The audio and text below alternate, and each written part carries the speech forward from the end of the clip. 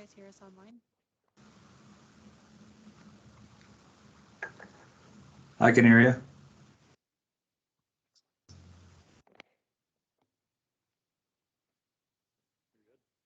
Yep. Good afternoon, everybody. Thank you for joining. We'll call the meeting to order at 4:05. We'll start with taking attendance of the commission members. Brandon, Commissioner Cruikshank, Present. Commissioner Denardi, Good evening, present. Commissioner Eckhoff, Present. Commissioner Koenig, Present. and Commissioner Dunn. Present. Thank you. Next, can't hear me? All right, let me move a little closer here. Is that better? Yes. Okay. Preliminary general business, public comment. At this time, any member of the public may address the commission on any subject with the commission's jurisdiction that is not on this meeting's agenda. The Arizona Open Meeting Law prohibits the commission from discussing or taking action on an item that is not listed on the prepared agenda. Commissioners may, however, respond to criticism made by those addressing the commission, ask staff to review a matter, or ask that a matter be placed on a future agenda. To address the commission on an item that is on the agenda, please wait for the chair to call for public comment at the time the item is heard. And with that, do we have any public comments?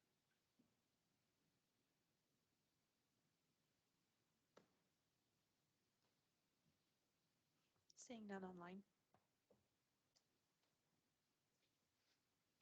Okay, we will move on. Approval of the minutes from the April 5th, 2023 meeting. Yep. Those were draft minutes. I should not have sent them out yet. They're not quite ready. So if we can postpone those to the next meeting. Absolutely. Thanks. We will move in here to new business. First item, the City of Flagstaff 5-year capital improvement program. Good afternoon, Chair, Commissioners. I'm Trevor Henry. I'm the Capital Improvements Engineer for the City of Flagstaff. And this afternoon, I will give a presentation on projects and what we're doing in capital. Also, we'll give updates on projects that we're working on that are part of the transportation tax. And then also maybe give some information with regards on how the capital improvement program summary, the 5-year is built, and priorities or ideas and factors that go into it. And then we'll kind of look at the actual 5-year summary for transportation and streets. So I'm hoping to be about 20 to 25 minutes. And here we go. And after the presentation, we'll take questions and we'll go over that good stuff. So that with regards to the transportation tax, there's two types. There's the old and the new. Those are the kind of the names we gave. So the old tax was Proposition 403. That was in 2000, and that was passed for 20 years. In 2020, it ended. But since then, in 2018, we did Proposition 419, which would extend that tax another 20 years. So in the old tax, we had safety and street improvements, and those were items that kind of went along with what we had proposed way back when. One of the last remaining projects under the old tax is the Butler University Realignment Extension Project, and that's currently under construction. I'll give you an update on that as we go further in the presentation. In the new tax, we had 5 new categories. So new street projects, street widening projects, street operations, bicycle and pedestrian projects, and then general improvements and partnerships. So these are part of the new tax of 419. And what I'll do is I'll provide this to Jeff and Stephanie, and they can distribute to you because I wasn't able to get this ready in time to get it sent out. So this is a list of projects in our capital improvement program summary, 5 years, broken up into the current or next fiscal year, and then 4 out years. So this table here kind of shows projects that we're working on in fiscal year 24, which will start July 1st. And then we also have projects in the out years, which is fiscal year 25 to 28. So in construction currently, we have Beulah University. We also have the Lone Tree Railroad overpass, and that was Proposition 420. We have the Butler fourth improvements. That is widening of that corridor. I'll give an update, a presentation on that here in a bit. And just to let you know, there's a meeting next door going on right now for the Butler fourth improvement project. We have the Lockett fourth roundabout, and that is a HERF project. So HERF is also another portion or another tax within the street and transportation. And we'll go over that more as we get to the summaries later in the presentation. And then we have the Schweitzer Canyon Trail. That's a foot trail that is part of the bicycle and pedestrian portion. Then we have a project currently in planning design, which is JWP, John Wesley Powell. That's the extension from roughly Butler and 4th down to the existing John Wesley Powell extension right near Pine Canyon. So that one is kind of in the planning design process. We're still working through that. Again, I'll give you an update as we go through that slide.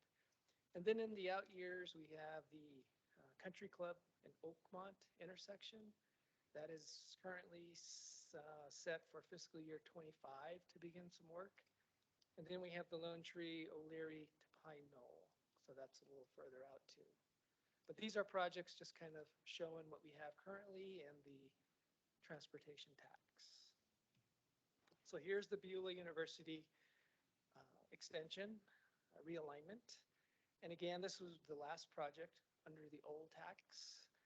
It's a roundabout. We have a pedestrian undercross near Milton, right near Target. It was approved at council for the guaranteed maximum price in December of, actually that should say December of 2022, not 23. But that has been given support by council for the design. We've gone back and forth on that project and we've gotten to a good place, and currently it's under construction. The budget is $24 million, and that kind of gives you a breakdown of the acquisition, the construction. And we also have, as part of this project, a developer contribution at $1.6 million. So that kind of encompasses all the funding that goes into that project. And this project will be under construction for 2 years. It began April 3rd was when the notice to proceed was issued, and we're just continuing to move with that project. And we expect to be done with the west portion, which is the actual Beulah extension with a roundabout this year. Next year, we'll begin on the portion near Milton and Target. That's the underpass. So it's a 2-phased project, 2-season project. Then we have Lone Tree overpass. This project, again, was under Proposition 420, and that was approved back in 2018. It includes an overpass which has roughly 6 lanes. It'll be what's shown in the orange. Let's see. So the orange portion is the actual overpass, and then the green is the roadway. Yellow is Butler, and then yellow is another intersection on Route 66. Within there, Lone Tree will be extended from where it currently ends right at Butler to the north to Route 66. There's also a portion which goes south of Butler down to O'Leary. We have 3 protected intersections, so that's at intersections within the project. And we have some separated bikeways, which will be included on Lone Tree. And then I did talk about the portion south of Butler. So that's basically the general scope of what this project will be. Again, Proposition 420 approved in 2018. Council did give us support on this project. And the budget currently is just about $109 million. Again, there's the breakdown of that portion. And this project is a design build. So we have a contractor on board, and we're currently going through the scope and the cost of work. That's what we have right now, but as we get further into the project, it may fluctuate, it may go down. And as we've seen, prices go up. So we're kind of in this 109 million. This project will be approximately 4 seasons, so construction starting later this year. So I'm going to say in the fall, we'll actually start doing some work. We're hoping to be in front of council, I would say after the summer break, when they have their summer break, and then we'll provide a guaranteed maximum price proposal, and then we'll start moving. So in construction year 23, 24, 25, and 26. So this is going to be about a 4-season project. Butler Fourth Improvements. This is a corridor improvement for a complete section, which is from I-40 in Butler all the way to Sonawa Heights to the east. It'll include a little bit of 4th Street north and south of Butler. So all of that will have to work together. We'll have bicycle and ped improvements along that portion or that section of road. We'll have underground infrastructure, so water, sewer, storm drain, all those good items that come with whenever we do a new project. We do have council support for this. We had been planning to be in front of council before their summer break to give them an update, to give them a progress status. But we're looking at being in front of council after the summer break. Just a few little items that we need to work through before we can get finalized to be in front of council to give them an update. Our current budget is $16.2 million. And again, there is 13 million for construction, and design and acquisition is about 2 million. So just kind of working through that. The schedule, we hope to finish the design by spring of next year and then start construction immediately after that. And this project will be a 2-season project. Lockett Cedar Roundabout. So this is kind of in the northeast section of Sunnyside.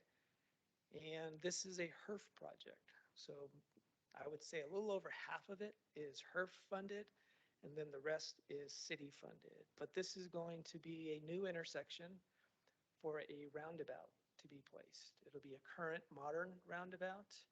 There'll be 4 pedestrian crossings at this intersection.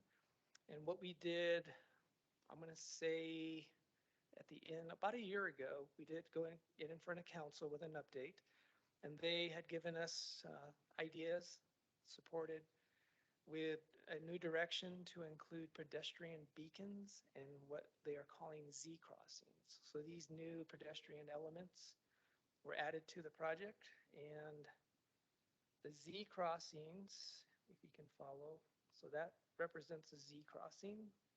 Another Z crossing there, another Z crossing there. And then we will have beacons flashing for pedestrians to use to give notice of when they're going to cross.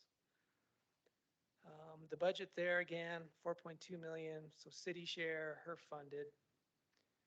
And the schedule for that is we're hoping to complete the design this year, but we also are going to go out a little early and maybe do some franchise utility work later this summer. And so one thing I do want to mention here is because it's HERF funded, it is administered by the state of Arizona, so ADOT will be administering this project, and we will be supporting them with city staff. So we'll do a little bit of work later this summer with franchise utilities, and then we'll actually begin some type of work next season, next summer. We'll try to get this roundabout installed. So one of the dynamics with this project is the Spruce Wash flood mitigation program. So that is to address the mitigation problems that are occurring with the flooding due to the fires from the museum flood fires and going on in that area. They're strategizing, doing some sequencing on their construction, but we also have to factor in this project because we can't close this intersection and close a lot of the crossings with Spruce Wash. So there is a little bit of coordination going on there. So a lot of work going on, a lot of coordination going on. Schweitzer Canyon Trail is a foot trail, which is right north of Route 66, so right up the hill from Fry's grocery store. So this project will put in a new foot trail from essentially where Kachina Restaurant used to be, going around along the mesa, turning, and then going all the way up closer to their Schweitzer Canyon Turquoise Roundabout. So in that kind of general area, it'll be an aggregate trail.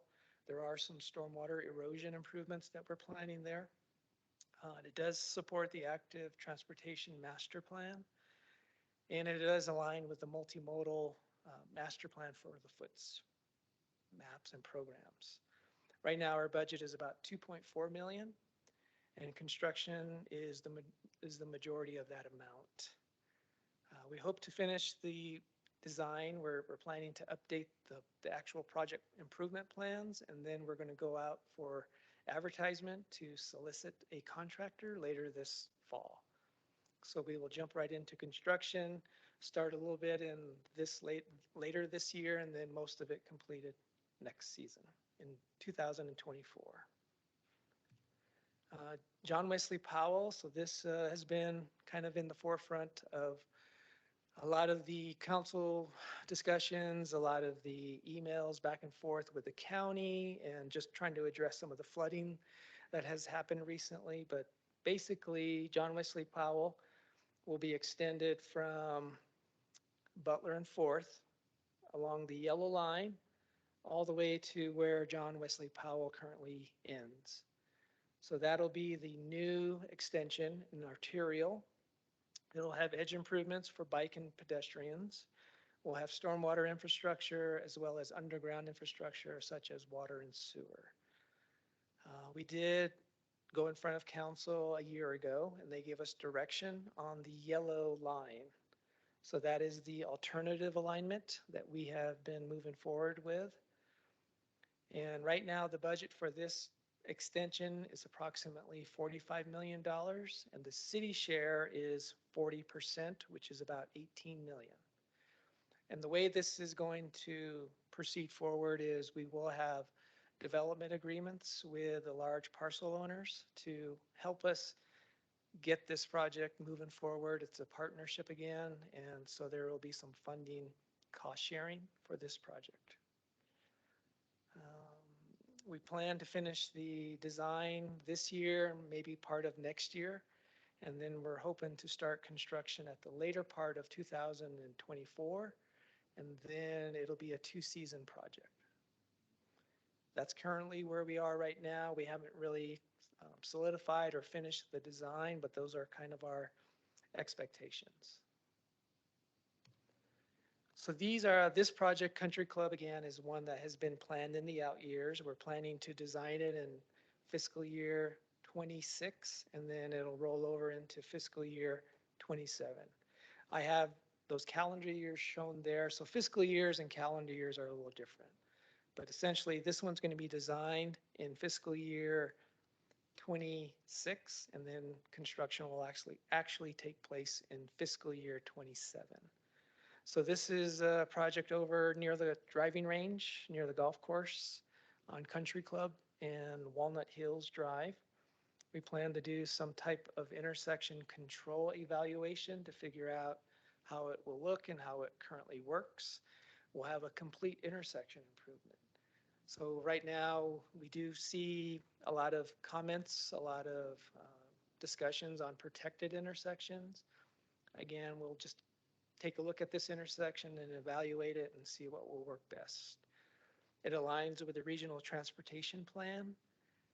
And again, we'll do the design in fiscal year 26 and construction in fiscal year 27.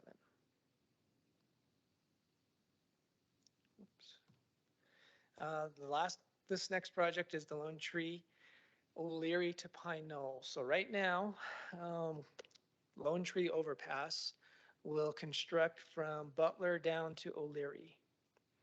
And then what this project will do will widen Lone Tree Road from O'Leary down to Pine Knoll, which is right near Kinsey Elementary.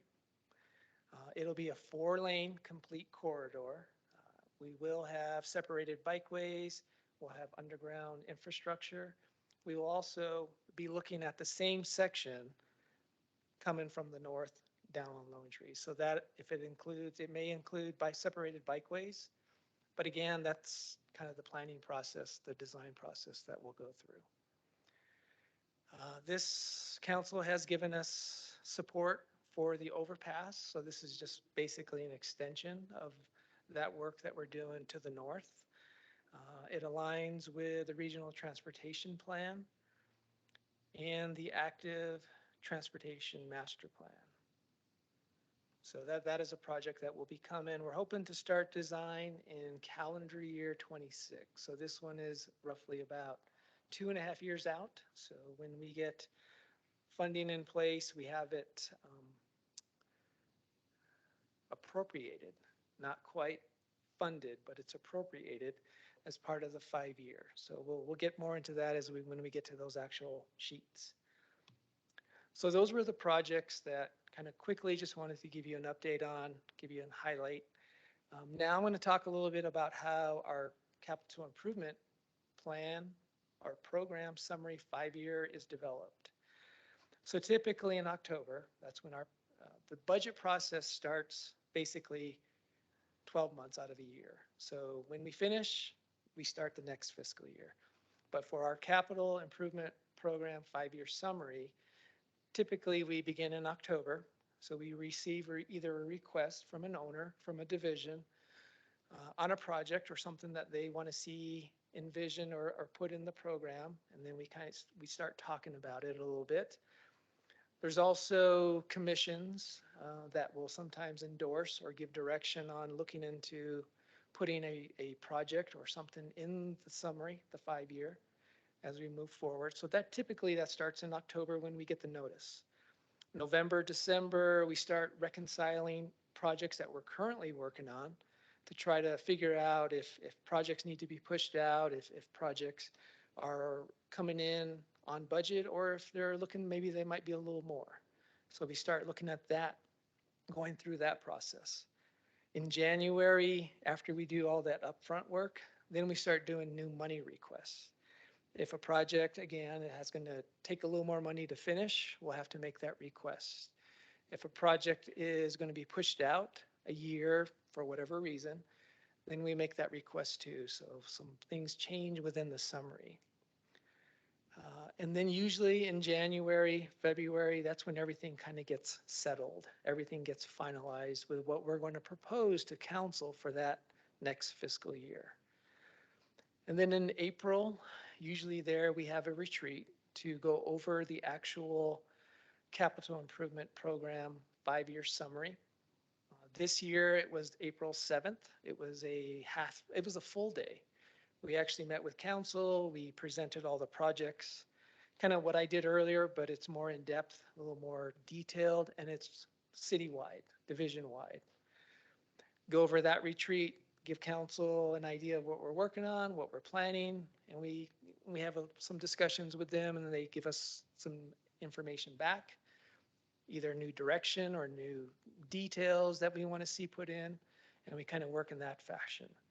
Then we get to the actual overall budget retreat, which is a 2-day, usually at the end of April. And that kind of includes the summary that we've already gone over. And again, there, if we see things that need to be done or need to be changed, maybe some tweaks, we tend to use that word quite a bit, tweaks. So we go through that and we just make those final changes. So that's in April. And then in June, usually the last meeting in June, the last council action meeting in June. So this year it's June 20th. We will present the second reading of the budget, and it will be adopted. So typically that's kind of how the process works for the capital improvement program 5-year summary, going through that fashion. I know we've had discussions here prior about how this works and how the Transportation Commission can get involved and kind of get understanding and details and start getting included with the discussion. So I just wanted to present that to you this afternoon. So as part of the summary, we've always asked, how do you come up with projects? How do you come up with what gets into the summary, the 5-year? This is not what we do, or this is not the actual final list or priority. It's just factors that we've come up with on how we come up with projects. So we have bond or proposition initiated, voter approved. So examples would be Proposition 419, Proposition 420. We have public safety projects. We have core service projects. We have projects that have been already programmed or funded. So specifically like the library, that's a program or a funded project, not related to anything else. It could be a core service, but it's just something that was funded. Money came available. The library, economic vitality, wanted to move with a project to improve the ADA portion for the entrance. Grant funded, that's really important these days. We tend to apply for grants, and if a grant is approved, if we get the money to do that, then that kind of moves up in priority. That project can start moving forward. We have master plan type projects, so projects that meet master plans. A lot of the bike ped projects that we see out there are part of the active transportation master plan, the FOOTS master plan. And those are just items on how projects can get into the summary, the 5-year summary. There's also community needs. If a community, Southside, Sunnyside, La Plaza Vieja, if they have concerns and then the community gets together, they make a request, they probably start here at the commission, Transportation Commission, and that project can get moved and put into the 5-year summary. There's special requests or critical needs. Again, there's things that come up, people start talking, and a request is made. And then we have boards and commissions. So here, the Transportation Commission, I know that we are working currently on a Boulder Point traffic calming project, and I know that kind of was discussed here at this commission, and it's in the 5-year summary. So it was added. So this is now the actual 5-year summary. This is a draft. This isn't the final because June 20th is when this will be final. So there still could be some tweaks to it, but basically we start with HERF. HERF includes reserve for improvements, minor transportation improvements. We have sidewalk replacement program, annual street maintenance, dirt roads, and Sunnyside. So those 6 kind of make up what HERF is currently for the 5-year summary. This transportation tax funded, this is the old tax. So the one that's currently moving forward is the Beulah extension. Again, that is the last remaining project under the old tax. These other ones that you do see here that don't have anything next fiscal year and in the out years is because those have been moved, or a portion of those funds have been moved to the new tax, which I'll get to on the second page. Then we also have road repair and street safety as part of the transportation tax. That was Proposition 406, and I believe that was in 2014. So that makes up a little bit of the transportation tax, but it's separate from the transportation tax. Then we have Lone Tree Railroad overpass. They have their section there in this part of the CIP. Then we get into the roadway, pedestrian, bicycle, and safety improvements. So here we have John Wesley Powell. Basically that makes up everything that we saw earlier, the yellow line. So these 2 line items make up that entire yellow line. Kind of in that direction, we have almost $45 million budgeted and appropriated for that project. Then we have the street widening projects. Butler 4th is a street widening project. Then we have the Lone Tree portions, which is Butler to O'Leary and O'Leary to Pine Knoll. Then we have street operations, signal and traffic management. We have signals at San Francisco and Franklin, Solier, Fanning Wash Crossing. So some of those are going to be in fiscal year 25. This is the second page of the 5-year summary for streets and transportation. And then we get into, we're continuing with street operations. So we have a master plan, we have Southside curbs. Here is the Lockett 4th Street roundabout. So again, HERF funded, but a portion of it is funded from the city. And that's kind of where it falls in, is street operations. We have intersection improvements, quiet zone modifications, dark sky lighting, neighborhood plans. These are all just projects within the 5-year that are shown. We do have a portion, we do have a category or a fund called Southwest Raised Grant. So this is related to the Northern Arizona Hospital. They had applied with the city as co-applicants for a raised grant. And if approved, and we'll know, I'm going to say later this month, we might find out that decision. If that's approved, then we already have the money in here to continue that process. The city will be helping out with administering the improvements that is related to the hospital. So that's in there. We have some traffic calming at La Plaza Vieja. So again, these are all just street operation type items. And then we get into bicycle and ped projects. This is kind of where Martin has his program, has all his items in there. I think we can call these part of 419, Proposition 419. Here is Schweitzer Canyon Trail, the one we talked about a little earlier. It's a foot trail under bicycle and ped projects. It's all programmed, budgeted in fiscal year 24 at $2.3 million. This is the last page of the summary, and again, we got sidewalks, we got bikeways, enhanced beacon crossings. We have first mile, last mile. So that is a grant that the city is working with Mountain Line. Mountain Line received the grant, but is partnering with the city to help deliver the construction of these projects. And so there is a match, there is a portion that the city has to provide. And so what is shown in the 5-year under first mile, last mile is the city's match funded budget, I guess you could say.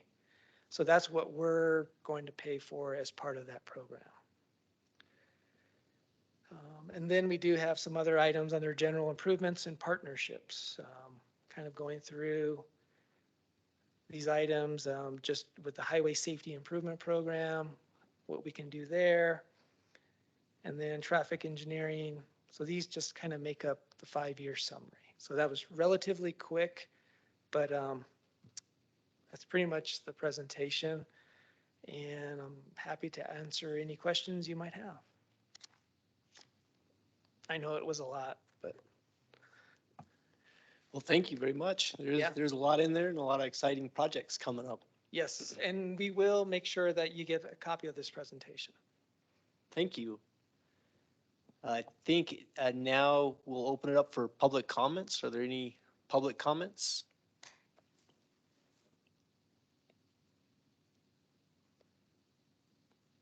I don't see any online.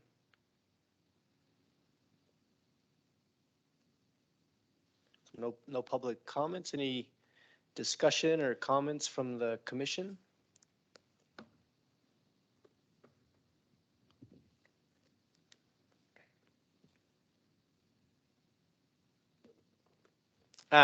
Thank you, Mr. Henry, for that presentation. The city's doing an awful lot of work coming up. It's nice to see all in one place. I had a question about the Country Club in Oakmont intersection. Was that chosen due to crash history for public safety, or how did that get prioritized? So I may have to call on Jeff for a little assistance. That's actually a carryover project from Transportation Tax 2000. So it was originally in the tax packet from 2000. didn't ever get funded, so carried over to transportation tax in 2018. And it was at the time, and I don't know that I've looked recently, but at the time it was there's obvious safety issues with clear view zones there. It's very hard to see. There had been a crash history. There probably still is. It's not super high, but it was hitting our radar. And then as the community's built, it's also near meeting signal warrants or roundabouts. So it's got several issues, and it's kind of a carryover project from a long time ago. Thanks. Sure.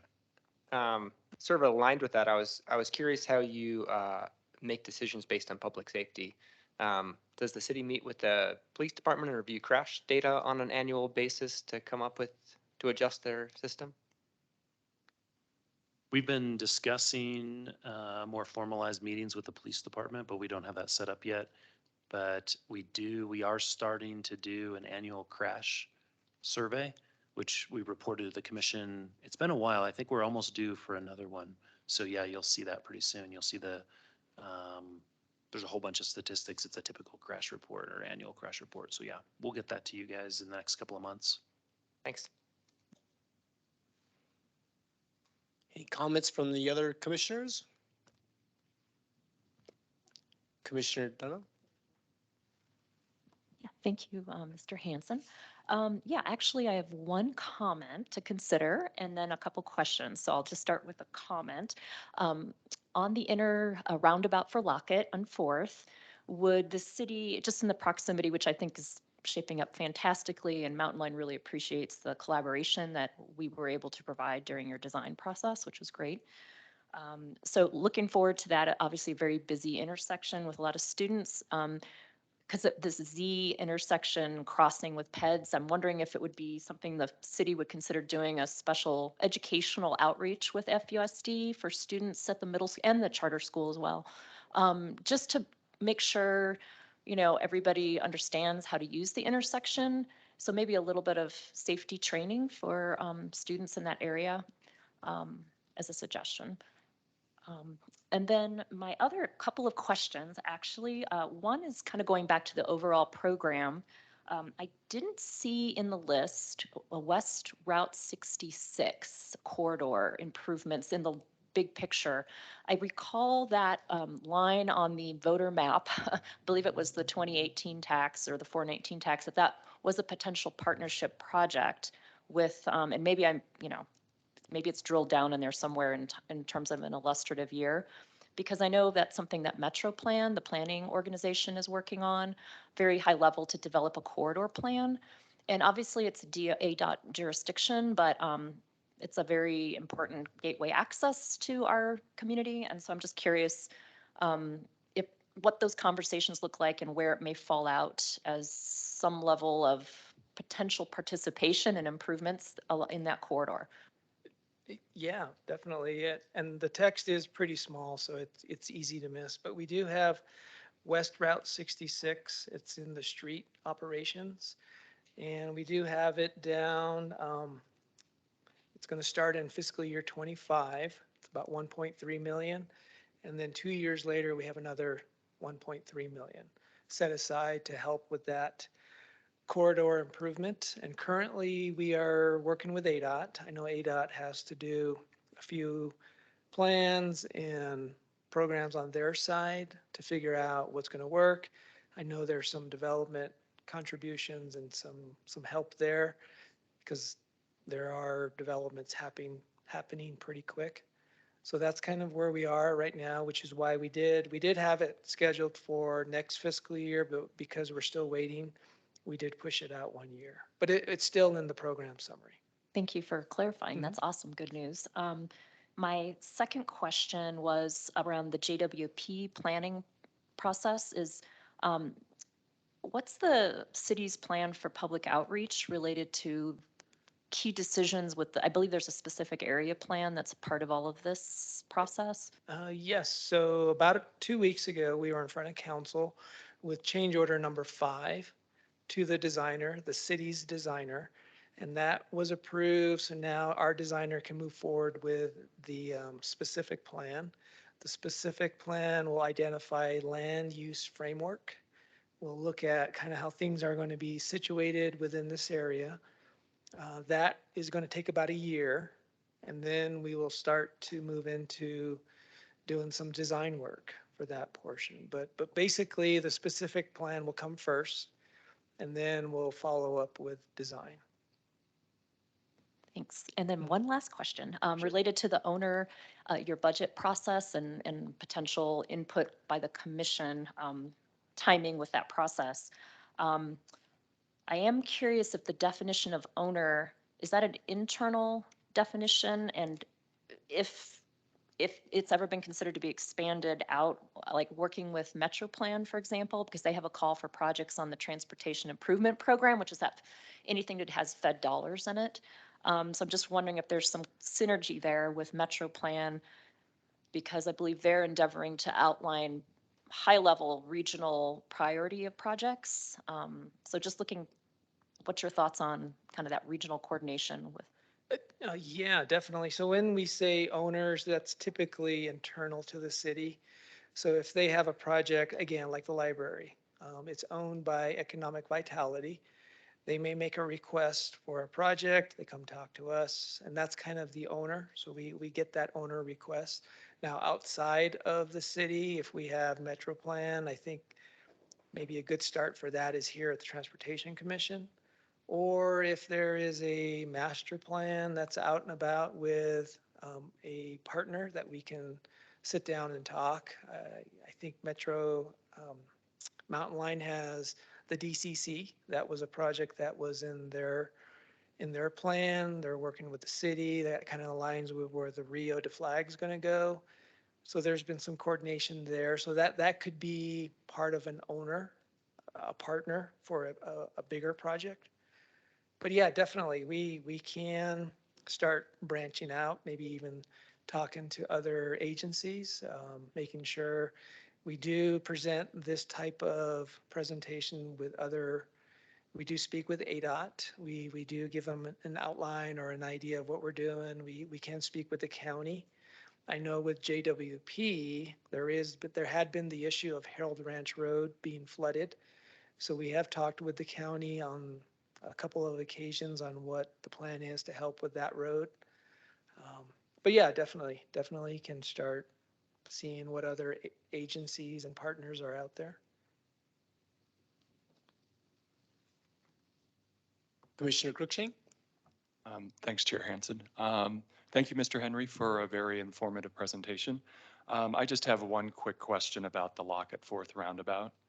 And I appreciated your comments about the pedestrian improvements there with the beacons and the Z crossing. So I think that's going to be great for pedestrian safety, particularly since that's a school zone. But you didn't mention anything about bike lanes and how it's going to be ensured that, there's bike safety through that pretty complex intersection. So I don't know if you could comment on that. Yeah, so the bike ped improvements, we will have, let's see. So we will have bike lanes approaching the roundabout, but there are ramps that will take the bikes off the road and put them on the sidewalk and then get through and then get to, if they continue, so let's say they're moving north on 4th Street. They come to the roundabout, they get pulled off out of the roundabout, unless they want to ride through the roundabout. That's a bicycle's choice, or whoever they want to do. But we have room for them to get off the lane onto the sidewalk. And if they're going to continue east, they just get back on the road after the roundabout. If they want to continue to go west on Cedar, they would have to transition through the crossings, the Z crossings, the pedestrian crossings, and then get back onto the road west of the roundabout. There just wasn't, from my understanding, just wasn't enough room to put bike lanes, and I don't think that was the intent. There was a lot of discussion, safety-wise, putting bicyclists and the lanes, the roads, the vehicles together. And that's kind of where we came with. And again, this was worked through with ADOT, and this is kind of the design that we have come up with, which has been endorsed. Great, thank you. Are there any other comments or questions from the commission? You have one more, Commissioner Koenig? Yeah, I have a couple more. I just wanted to give other people a chance since I like to talk a lot. Uh, on building on Brandon's questions on the Z crossings, would those be similar to the crossings that are currently on West Route 66 by the new standard development, where it's got fencing on it as well? I'm trying to, There's no fencing in this project. Okay, Was your question about the fencing or about the shape of the crossing? I guess like that's the one that I've seen, and so it's the shape and the fencing, and I was trying to understand a little more. Yeah, they're all gonna have a little bit different geometry. It's Okay. not gonna be as tight as those. We're careful to make it a little more open so that as a cyclist, you can get through. I know the one on West 66 is pretty tight, especially with the fences. I don't know if that's where you're headed with that question, much. but yeah, Thanks. Okay, sounds like you guys are thinking about it. sure. So you presented a lot of work on the Lone Tree completion to JW. You presented a lot of work on the Lone Tree overpass, the Lone Tree project down to Pine Knoll. I know one of the goals of the Lone Tree project was to move traffic off Milton. And so how does that look with it ending at Pine Knoll at the end of these 5 years? Is that going to help with moving traffic off, or do we have to wait for that next step of it to get, like, I guess if it's going to be these, yeah, it necks back down. And so I'm just kind of curious how that lines up with the rest of these projects. Sure, I can jump in. Proposition 419 had the widening of Lone Tree from Butler all the way to John Wesley Powell as one project, and then a separate item on the ballot was 420, which was the overpass. So they stand alone, but they work much better together is what we talked about during the election, and that's true. The 419 funding is a 20-year program, so it was never intended to build Lone Tree all at once. It was always going to be a bunch of phases. And we've started at the north end because that's where there's more traffic than the south end. So yeah, until we get it all the way completed, there will always be that narrowing, but we're pretty happy with being able to build all the way down to Sawmill with that first phase so that the Butler and Lone Tree intersection is less impacted by that narrowing because it's through 2 traffic signals and down, half a mile or so. So hopefully we see pretty good lane utilization is what they call that at Lone Tree and Butler with that big piece of widening. But yeah, it's always intended to be a long, many-year project. Okay, so it's just not in this first 5 years. Thanks.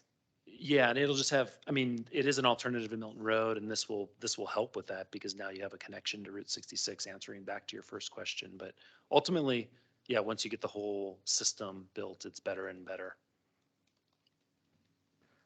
I guess building on that question of getting the whole system built, I've seen traffic modeling done for each of these individual projects at a time. And is there ever traffic modeling done to say, hey, at the end of these 5 years with these projects in these stages, like this is how we expect them to interact together? So the Metro Plan does our regional modeling that Ann was mentioning earlier. We don't have we're building the capability to do modeling, but we don't have that regional modeling. So they just completed the regional transportation plan, which did kind of exactly what you're talking about. They looked at different year timeframes and they looked at different scenarios of building this kind of project or this kind of project to see how all of them kind of play together and work together. So yeah, that's the regional transportation plan. If you're interested, we can send a link out. I think we did a presentation here not too long ago about that, but we can get everybody a link. It was just recently approved by the board. Okay, thanks. Sure. Couple other just questions and curiosities based on what you put up there. What is quiet zone modifications? so quiet zone modifications is related to the railroad. So initially we had the trains that would blast their horns at every crossing. Then we had, then we're looking into doing quiet zones. So right now there are horns at the intersections, which are not as loud, but they blast for the crossings when the trains come through. There has been some talk with BNSF about getting rid of those horns, not the train horns, but the horns at at the crossings themselves. And that's related to the quiet zones. And that's just working with BNSF, going through that process to figure out what will work and what can accommodate BNSF. They are a federal, they're monitored or helped with the Federal Rail Administration. So there are some federal guidelines that we would have to work through. But because it's through the city of Flagstaff, we have to work with BNSF to figure out if those quiet zones are something we can move forward with to where we take away the horns or how we work through that process. I'm glad to see that's being budgeted for. And so is this to study the project, or this is if you're able to, it actually fund some of the improvements to It reduce the would noise? be our partnership with BNSF on doing the study. And I don't know if that is the full funding to initiate removing the horns or making it a quiet zone, but there would have to be more discussion to figure out if that is budgeted enough to take care of that program. Great, thanks. Commissioner Crooked? Thank you. I just thought of one more quick question, and this goes to the Lone Tree project at O'Leary to Pine Knoll. And it's going to be 4 lanes past Kinsey School, is that correct? It'll be up to Pine Knoll. So O'Leary down to Pine Knoll. And Pine Knoll's south of Kinsey School, is that correct? Yes. So I find that a little concerning to have 4 lanes through a school zone. Is there any special plan to deal with that? We don't have any plans right now. Again, that we would have to start the planning process, and that would be calendar year 25. Start looking at how we can make that work through this particular corridor. The plan would be just to match what's north of this section. So what we've done already from Butler to O'Leary, we would take a serious look at just extending that street section to the south. Now, when we get to the school zones, we'll definitely engage with FUSD and see where, if 4 lanes is good for them, or if we have to do some type of modification. Okay, thank you. Just a note, I think FUSD has started, they have potential plans to close Kinsey and rebuild it somewhere else. And they've had their own funding for that and plans coming up. All right, thank you. Any other comments from the commission? All right. Well, thank you. Appreciate the presentation. Yeah, thank you. Next item, moving on the agenda, is the City of Flagstaff Regional Plan update.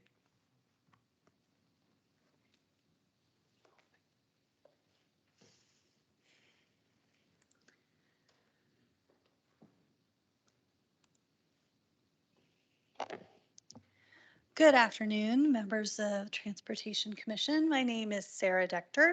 I'm the Comprehensive and Neighborhood Planning Manager for the City of Flagstaff, and I'm the lead on the regional plan update to take our 2030 plan and update it for 2045. So last year we visited with 21 boards, commissions, and councils at the city and the county. If you'll remember, we did a strengths, weaknesses, opportunities, and threats assessment with each group, and we took that forward and have been working with the public and have arrived at a really exciting time in the project. So we're back just to make sure that all the commissions are up to date on the project progress and to hear any thoughts or questions you want to make sure that we as a team are answering ahead of the next big steps in our work. So to take you back to how we are approaching this, is we are currently in phase 2 of our public participation plan. This is kind of our organizing graphic. Phase 1, we were preparing background materials, running informational webinars, we're talking to folks in the community, really being curious about why people cared about our future, what they saw coming forward. We tried to create a lot of art and excitement, so we weren't just dealing with the analytics, but also with people's, you know, experiences of place in our community. And since this fall, we've been working through phase 2. The real theme of phase 2 has been what is possible and what is our vision. And what we'll talk about tonight is what we've been exploring in that space and what's to come. Because the next piece is it is time to start writing a new plan for the community. And so we are moving into plan creation this fall. And so we're trying to make sure everybody knows this is what's coming. And hopefully we're able to produce a draft that by next spring that really is an exciting step forward for the community. So as I said, our visioning workshop started in the fall. And so in fall of 2022, we had 11 visioning workshops. And we had them in different places throughout the community. So we had them at the fire station in Belmont and the same in Kachina Village, Mountain Air. We were at the school in Doney Park. We were at the Snow Bowl, the little visitor center at the base of Snow Bowl, their base camp. And then many places throughout the city of Flagstaff to make sure county and internally different neighborhoods in the community had an easily accessible workshop at different dates and times. So all of these workshops were pretty small and intimate, and people really were given a lot of time to ask questions and to engage and share what they were thinking. So that first round of workshops had over 150 participants in person, but we also had a simultaneous visioning survey with over 126 responses. So we heard a lot about different values that the community wanted to be centralized in what we take forward on working on a plan. There's still an emphasis strongly on what we're doing with resource preservation and management, the need for multimodal transportation, affordable housing, diversity and equity and inclusion, the preservation of our community's character, and making sure that the government of Coconino County and Flagstaff are responsive to the needs of the community. So moving from those values that we learned and we were already very familiar with, but good to hear that and confirm them with the community, we're moving into a process called scenario planning. And scenario planning is, as our consultant Cascadia Partners calls it, the crash test phase, which I think will appeal in some ways to this group. We are testing ideas. We are trying to understand how they will play out in the future. And to do this, we start by using a software package called Urban Footprint.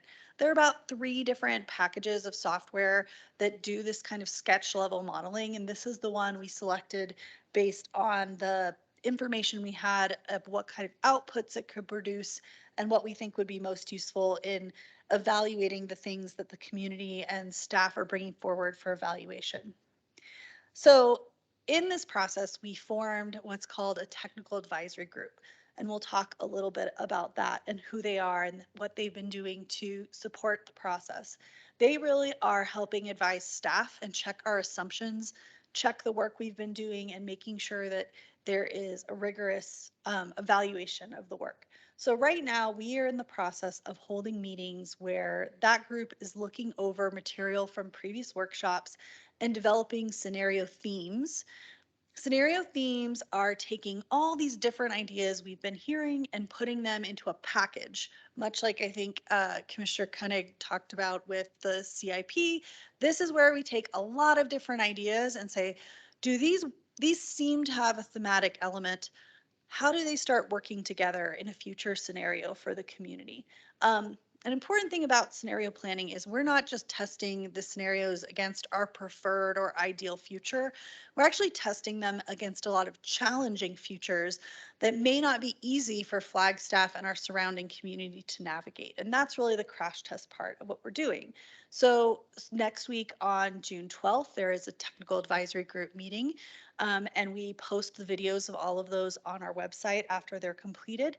And that group is going to start talking about how those themes should come together based on what we've heard so far. In July, we will start actually creating these models and carrying those forward so that we can understand What is the impact on carbon neutrality? What is the impact on commutes in the community? What is the impact on affordable housing of approaching our community's future and our policy practices in a different way? So our technical advisory group is made of different kinds of experts. You'll see on this list, and I didn't put all the people with PhDs on here, but there's several NAU staff I think you'll recognize by name, that we are trying to understand both the technical aspects of how our community works, but also we have community experts in here who understand how that data can be telling a misleading or partial story about the who and the why in our community. So the experts here have volunteered. We did try and pull a big variety of people together. We did stakeholder interviews ahead of time to figure out who to invite to this process. It is important, I always like to remind folks that this technical advisory group is not deciding policy. They're deciding what we test. And they're deciding how, and they're offering us feedback on how we can be as robust as possible and efficient with the materials and the ideas that we're putting through our models. So this technical advisory group is working on the back end to help staff and our consultant, but we have been talking with the community. We did 13 workshops in March and April, including 5 that were in very non-traditional workshop settings. We went to a New Living Transitional Housing. The Northern Arizona Interfaith Council helped us host an all Spanish workshop that included many people who had never come to a public meeting with the city of Flagstaff before. We also had community meetings in classrooms and schools. The Flagstaff High School Native American Club and Hispanic Heritage Club came to this room at City Hall and had a workshop here. We also went to Northland Preparatory Academy and met with middle and high school students there as well. So this wasn't just 5 old workshops with the same old folks showing up. There were new populations and populations that are largely unrepresentative in public participation who really got a chance to dig in and think like a planner and think about our community's future. To do this, we didn't just hold a same old workshop. We actually gamified our planning and our scenario work. So people kind of got a board game and they got a challenge set of cards. So instead of getting to say, well, here's where I want to see growth in the community, they had to accept some challenges. They said, you have a scenario where you have low infrastructure funding available, but a high growth rate and medium climate change impacts that you're going to have to address in how you form the scenario. And one thing that really does, and it's important to recognize, is it shakes up our assumptions because we're not allowed to get into competition with each other. We're trying to solve problems collectively. And so out of this process, we created 60 maps that were created by groups of 3 to 8 people. Most of the groups were around 5 or 6 people who were not always in the same mindset and had to sit and negotiate with each other. And that created this opportunity to take these and look for themes of what kind of ideas need to be tested for us to understand future growth and its implications in the community. So from those workshops and all those little chips you saw in the photos, we created, and we're very lucky that Jordan Hollinger, our associate planner, has a very strong background in content analysis and analytics. But we took all of that data and we digitized it all.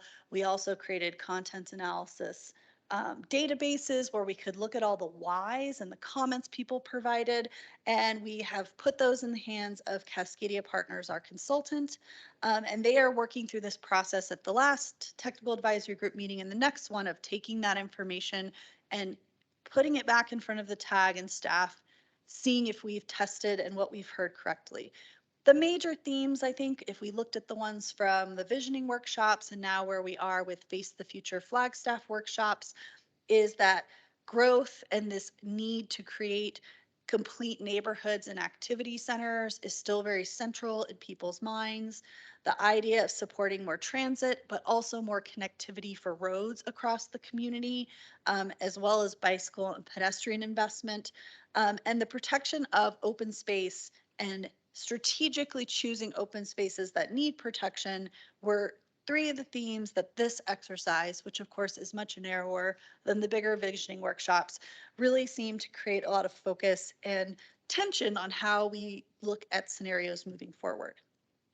So from these visioning and face the future workshops and from the online survey that we just closed last week on growth principles, the next tag meeting will look at growth ideas and take these ideas and start to organize them into these themed scenarios, which then start to get what they call painted into the model.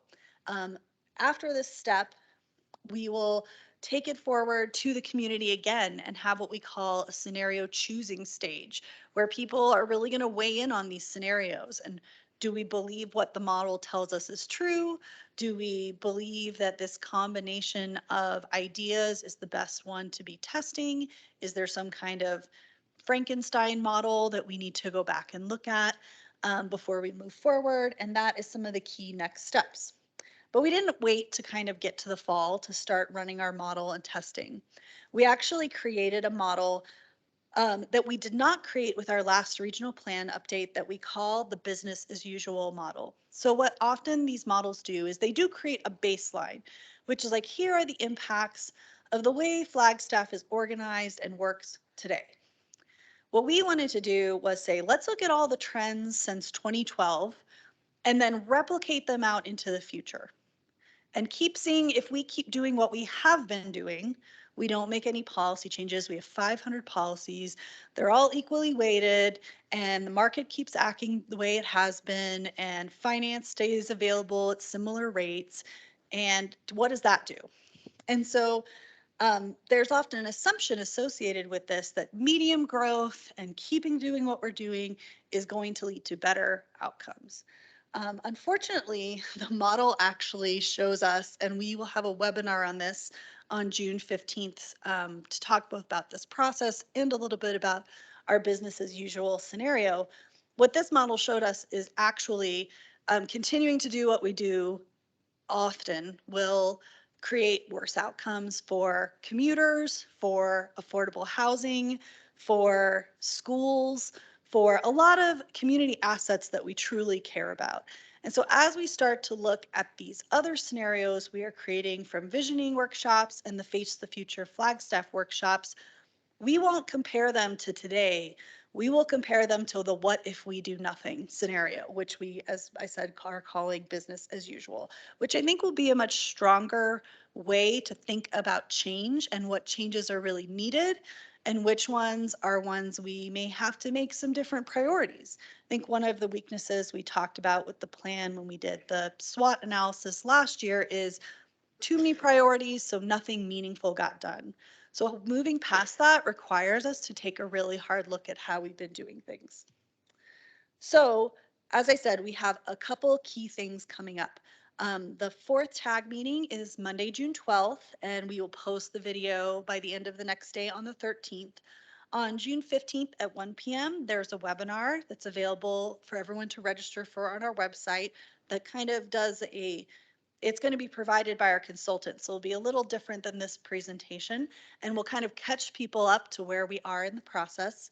We'll have an open house here in this room on June 26th, Monday, June 26th at 6 p.m., and we will do a little more show and tell about where we are, and this is kind of the midpoint check-in for the community. In July and August, there'll be another tag meeting where we ask the tag to look at the modeling and help us check those scenarios. And then in September or October will be our next public workshops, and those will be the scenario choosing ones. So we've done all this testing work and we've been talking to people about what they care about and what they're concerned about. We actually have to start creating the plan this fall as well. And so phase 3 is a phase that has now sort of been the pre-work for which has been initiated by City Council and the Board of Supervisors, which is going to be not only scenario choosing, but also creating a plan committee. So you may remember we had a Citizens Advisory Committee in the last plan update. That committee was appointed very, very early and told, figure out what to do with the plan. It was a little more complicated than that, but they were left without a clear path and without clear steps of what they needed to do. This committee is going to be formed a little differently. It's not going to be a commission or a subcommittee. We have 34 nominations from city council members and board of supervisor members of who they would like to see on this committee. And then Steve Peru, the county manager, and Greg Clifton, our city manager, are going to get together and try and create as representative a committee as possible to start working with staff on actually creating the plan. So we have these nominations. We're sending a short survey to everyone who was nominated, looking for gaps of maybe where we didn't receive any nominations within a certain type of knowledge or area of the community, and making sure we have awareness of those. And then after that process is presented to the city and county manager this summer, they are going to invite approximately, give or take 2 or 3, 20 members to the committee. This committee is not going to have the same quorum requirements as a commission. So if there's 20 members, we're not going to need 11 to be able to hold a meeting. I hope we will have very good attendance, and we have with the tag. But we'll be able to keep doing business even if there's a lack of attendance at some point. Of course, we're going to be very conscientious that if there's not plurality in the discussion, that we might not be ready to move forward. But one of the big critiques of the last time around was that the committee dragged the process because they kept having to cancel for quorum issues. As commission members, you're all very familiar with how important staff feels it is to remind you to be here and how important your time is in helping us move things forward. So this advisory committee will be helping city staff work through the drafting process. So we'll choose a scenario with the public. The commission and board of supervisors will endorse a scenario and say, committee, here's your scenario. What policies, help staff write the policies it takes to achieve this scenario and get a draft plan produced with them. And that is not just, of course, a process that happens with the committee writing it. Staff produces drafts, the committee reviews it, and then, of course, legal reviews those drafts and offers us legal advice, and we're back and forth on how we can produce that. But ultimately, we arrive at having a draft plan, which goes through a 90-day public review. So our goal is to have this first committee meeting in August or September, and to have them set up their meeting schedule, set up their rules and procedures. Even though this is not a formal committee and therefore all the open meeting law requirements do not necessarily apply, we're going to post agendas. We're going to make sure videos are posted. We're going to have a working draft available. Things will be posted enough time for people to review. We're not going to be doing this behind closed doors. And there will be an opportunity for the public to comment at meetings. One of the things that not having a formal board or commission allows us to do is the committee could decide to hold workshops or do something different than sitting here at the dais and talking to staff and calling people up 3 minutes at a time. So the first 2 meetings are really going to be setting up how the committee wants to work and what guidelines they want to do in terms of helping to lead this process going forward. So from there, creating the plan requires a few things. Step 1, the committee and staff have to decide what is our writing schedule, how are we going to go over taking what we've learned from scenario planning and writing project objectives. How are we going to consider moving forward with the plan? Are we going to create some kind of limit of the number of goals we're willing to create? We're going to have 97 of them again, or are we going to limit it to 12? Or are we going to wait and see? How will we approach those things? So we'll have a couple meetings on talking about how we're going to work together. Then we will actually start working through the land use piece of it. What's our land use building blocks? What's the framework? Our current framework is activity centers and corridors and area and place types. Do we want to keep those? Are there tweaks to those we want to be making? We'll need to review plan amendment categories and talk about what's a big deal change to how we want to approach things and what's a smaller deal. And we'll also need to create some other key goals and policies and sideboards to how we move forward from having a chosen and preferred scenario to how we start writing a plan. And then the committee will go chapter by chapter and review draft chapters of the plan until we come up with a final draft.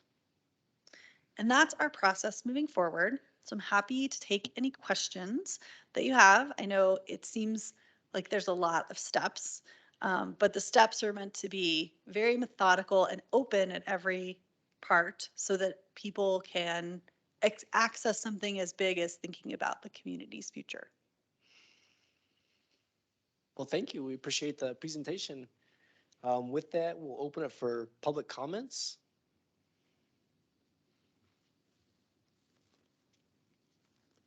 With none, we'll see if there's any comments or feedback from the commission. Commissioners?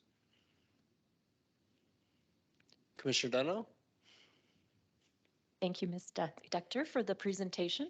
A question about chicken and egg, I guess.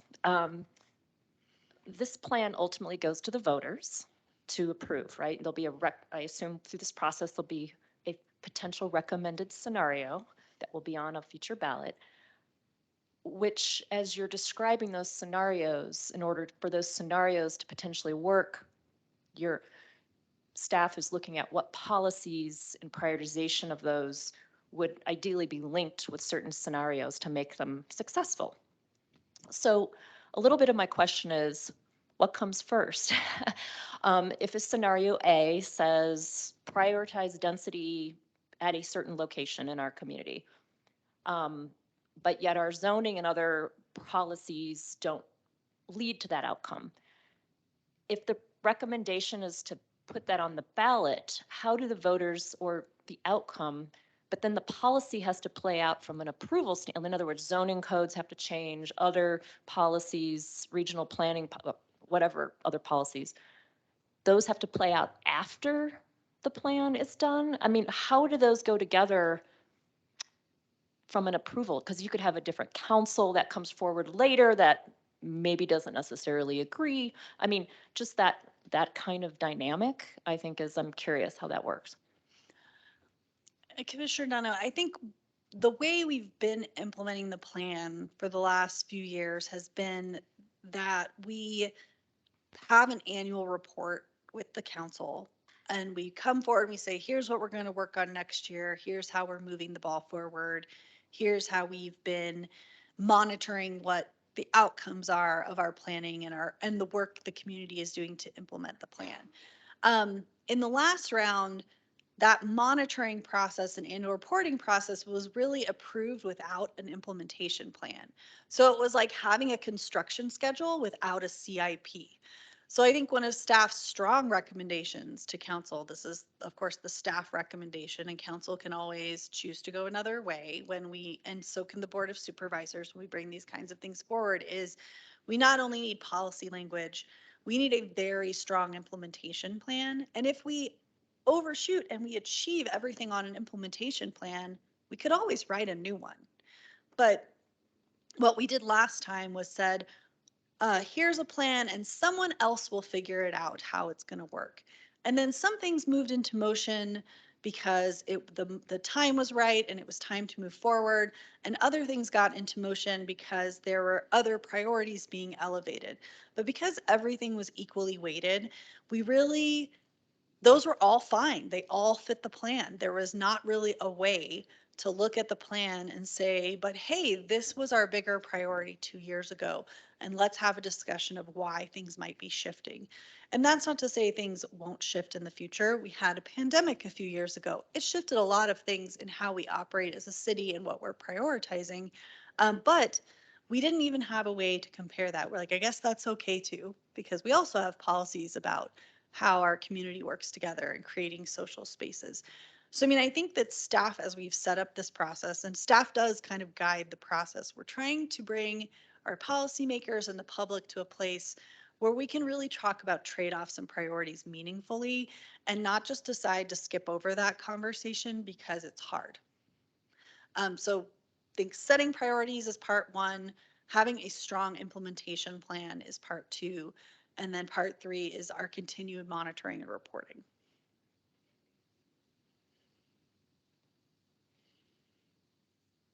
Commissioner Koenig?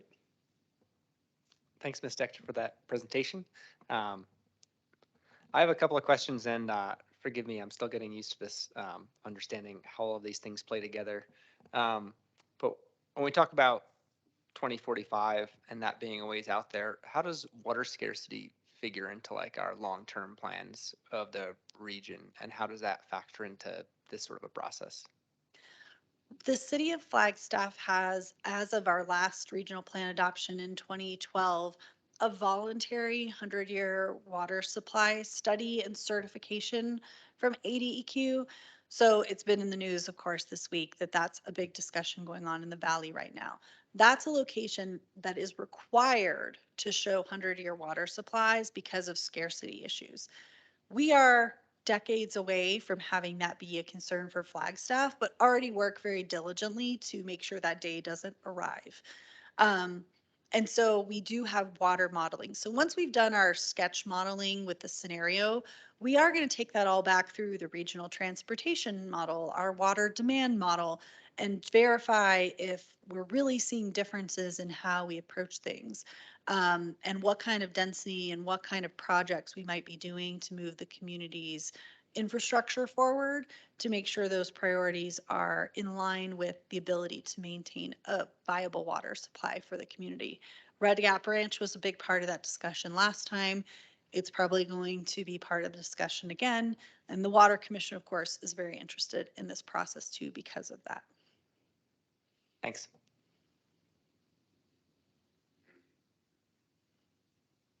Any other comments or feedback?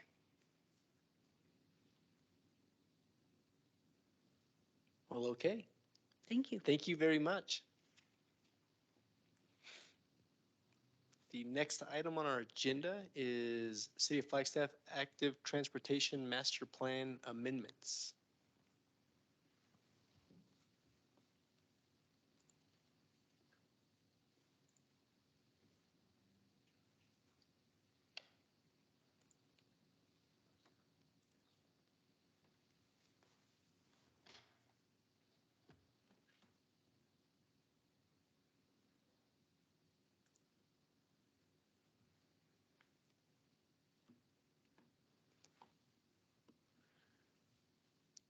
Thank you, Chair Hansen, members of the commission.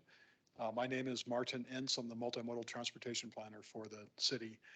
And the item before you is a series of minor amendments to the city's active transportation master plan. And actually, the next two items on your agenda are kind of related. So I'll take them both, but we'll do the request for amendments first.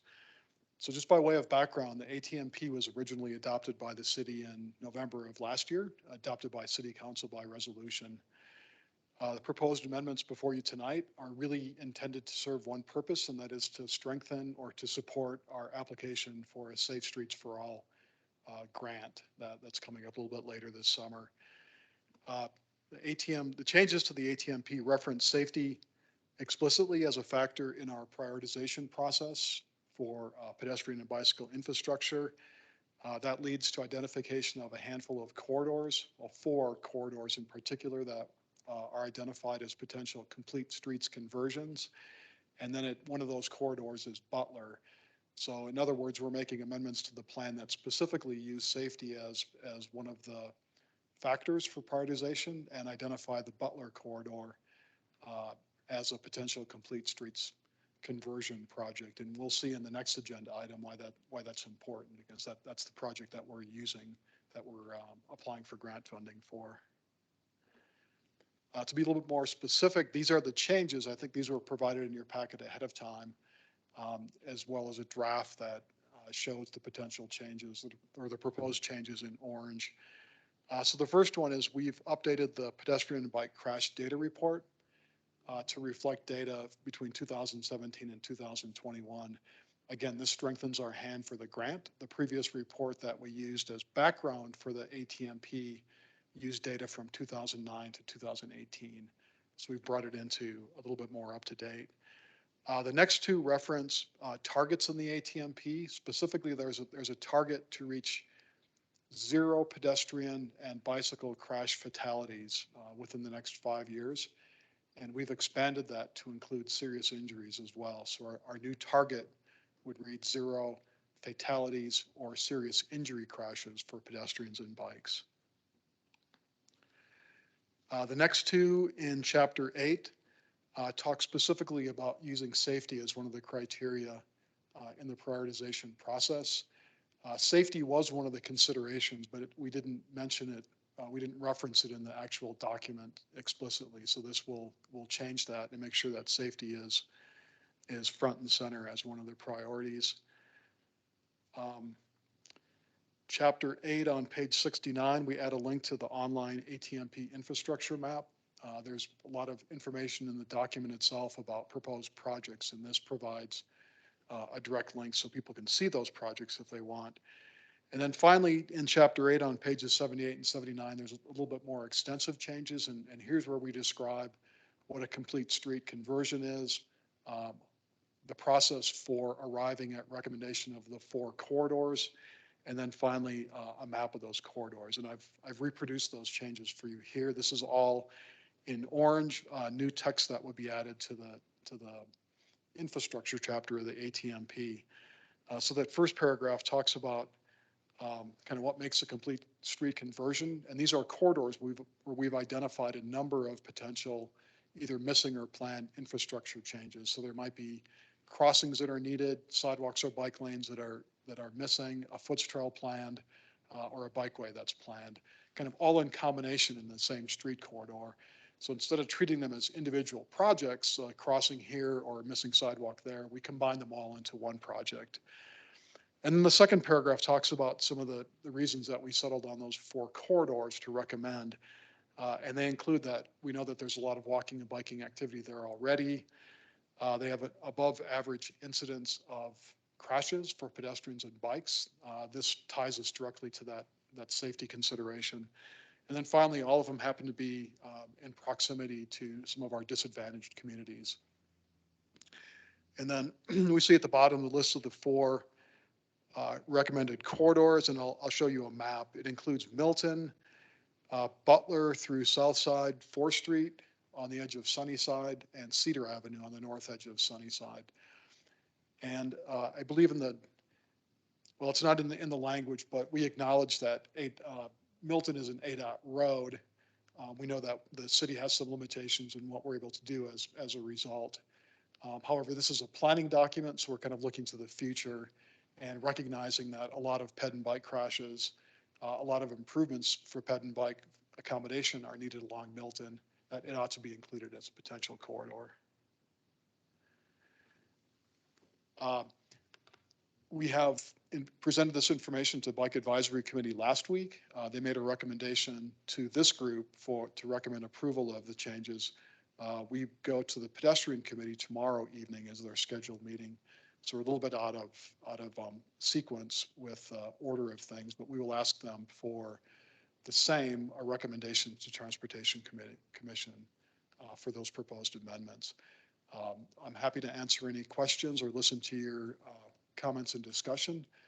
At the conclusion, I believe this is published as an agenda item, so we'd be looking for a recommendation from you that would be forwarded to the City Council, who will make the ultimate decision. Thank you. Great, thank you. With that, we'll open up for public comments.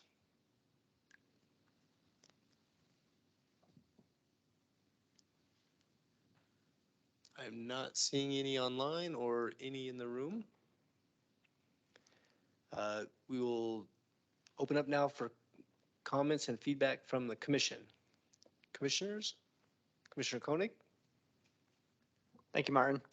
I have a question about the updating the crash data. Is there, I don't know if it's possible to reference crash data that's updated regularly externally, or do we anticipate that this ATMP document will be updated once a year with minor things, and so we can just update the crash data for that? I understand this particular time is to support this grant, but if I look out in the future, is this something we expect to do every year? I think at the most every year. It might be every couple of years. I think it depends on kind of our capacity, but for certain, our intent is to update it regularly, and that can be done independent of any changes to the ATMP. And I think we talked a little bit earlier in the meeting about updating the crash data for vehicles as well. So we can decide if those 2 documents should be separate. So one report for pedestrian and bicycle crashes, one report for vehicles, or if they can be combined into a single. But most definitely our intent is to update it regularly. And then just a point of clarification, you mentioned that you're gonna, the pedestrian committee meets tomorrow.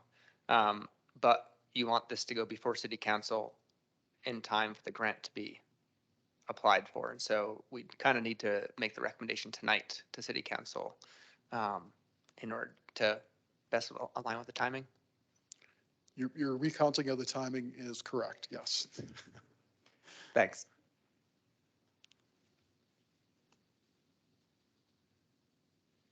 Commissioner Dunno? Yes, thanks, Mr. Ince. I really like the idea, the strategy on creating a complete street conversion package that you're identifying. In my opinion, love to hear from the other commissioners. I really like the list you have. I think they are some of our key corridors that are missing: bike and ped infrastructure, safety, all of those pieces. And really from a grant strategy, it's a great narrative to be able to package, these types of projects, either one or all together, and have a really good narrative and document, data behind it and the justification of the need. So plus from a project delivery standpoint, it's easier to do the work together as one type of project as opposed to piecemealing, which just splits projects up and makes them more expensive. So I think that it's really a great idea, opening up your grant opportunities. And I would have to say the Milton, as much as, because it's a ADOT jurisdiction, I don't know what the other commissioners think, but if you had to prioritize, I'd probably put that one towards the bottom just because of the more challenging jurisdictional environment right now with that. The others, at least the city has control over. So those are a couple of my thoughts. Thank you. Thank you. Commissioner? Thanks, Martin. Appreciate your presentation. I really like this. I agree with Commissioner Dunno. Complete street conversions. I also really love safety as a priority, particularly as it applies to bikes and peds, and the updated crash data as well. I hope this doesn't sound too morbid, but I wanted to kind of get your definition of a serious injury and what you're using for that. But I'm glad that that's included as well. Yeah, thank you, Commissioner. Honestly, I don't know what the specific definition. There are kind of 5 classes of injury severity for vehicle crashes and ped and bike crashes, and they range from fatal, serious injury, minor injury, possible injury, and no injury or property damage only. And those are standardized really nationwide, and we've used them for our reports as well, but I'm afraid to say I don't know exactly what makes the difference between a minor injury and a suspected serious injury. And I will add also that a lot of, like the grant program that we'll look at in a moment, and some highway safety improvement program and some other funding focus on the top 2 categories, serious injury and fatal crashes, as sort of their emphasis, and either preventing or actually preventing those crashes. Okay, thank you. I mean, I'm glad it's included, and anything that improves ped bike safety is worth looking at. Thank you. Commissioner Dunno? Thank you. I just have a follow-up. I had a thought for you to consider. Part of the, the challenge of a complete corridor improvement is, of course, typically often right-of-way in several of these areas. And so I guess I would encourage the city to really think about how, if they're going to package a project, is to really work with our policymakers to understand the importance of, if we're going to achieve the corridor vision, to be able to have the champions behind that process for right-of-way. I think that's one of the areas of, challenge maybe we've had in our community. So just that, again, that could be part of that, maybe prioritization of how you go about asking and getting funding for this, but just from that perspective. Thanks. Thank you. Commissioner Koenig? Thanks. I have one more question. I really support adding the safety factor in there. My one question is, do we have ways of assessing roadways for bike and peds for safety that don't rely on past injury? It's just unfortunate that we have to wait for somebody to get hurt or injured to be able to then finally move things forward. And I don't know if there were factors like speed, spacing, sight lines, those kind of things that are used to assess things before injuries happen. Commissioner Koenig, I know there are some crash models that are predictive. I don't have a lot of familiarity with them, and I don't know how they work for ped and bike crashes. Certainly something we could look into. I know we've done some work in the past on looking at factors that make it more comfortable or less comfortable to walk or bike along a street or through an intersection.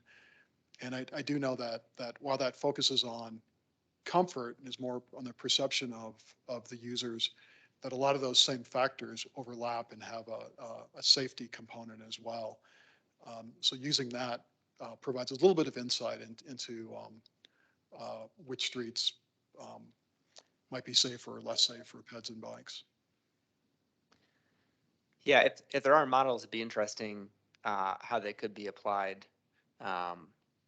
We're fortunate in Flagstaff that, we don't have a lot of fatalities or significant injuries. And so it'd be nice to have that to sort of like add insight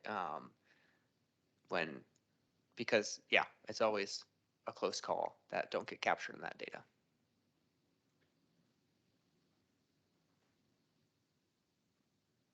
Thank you. Yeah, I share similar comments as the other commissioners. I think the proposed amendments are all beneficial and they sound like great things to add and clarifications to make in updating the crash data and information, clarifying the safety, including the serious injuries with the fatalities. I think that's a good distinction to make. And also the street conversions. I think that those are all great areas that would be well served with the improvements for the bike and pedestrian. I do have one question on the Milton corridor. I believe ADOT recently went through or has undergone a corridor study for that Milton. I assume that the street conversions proposed in the active transportation plan are consistent with ADOT's corridor plan? They are, Chair Hansen. I think that the two processes were close enough together in time that ADOT reflected what we were planning or thinking about for improvements along Milton, and we're able to incorporate them as spot improvements in the corridor master plans, and the same along 180. Excellent, thank you. If there's no other feedback or comments, I think we are looking for recommendation for the proposed improvements, recommend the amendments for city council approval. So if there's no other feedback, is there a motion? I'll make a motion to recommend the amendments for the city council approval. Thank you. Is there a second? I'll second that. Thank you. And before we vote, any further discussion?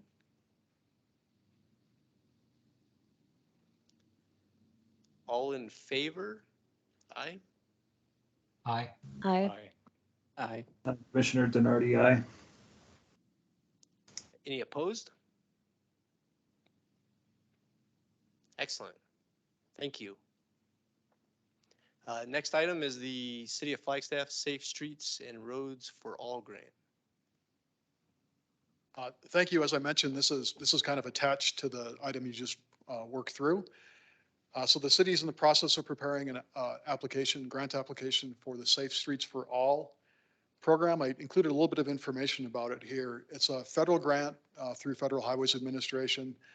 It was originally funded through the Bipartisan Infrastructure Law, or BIL, and it has $5 billion available for projects over the next 5 years.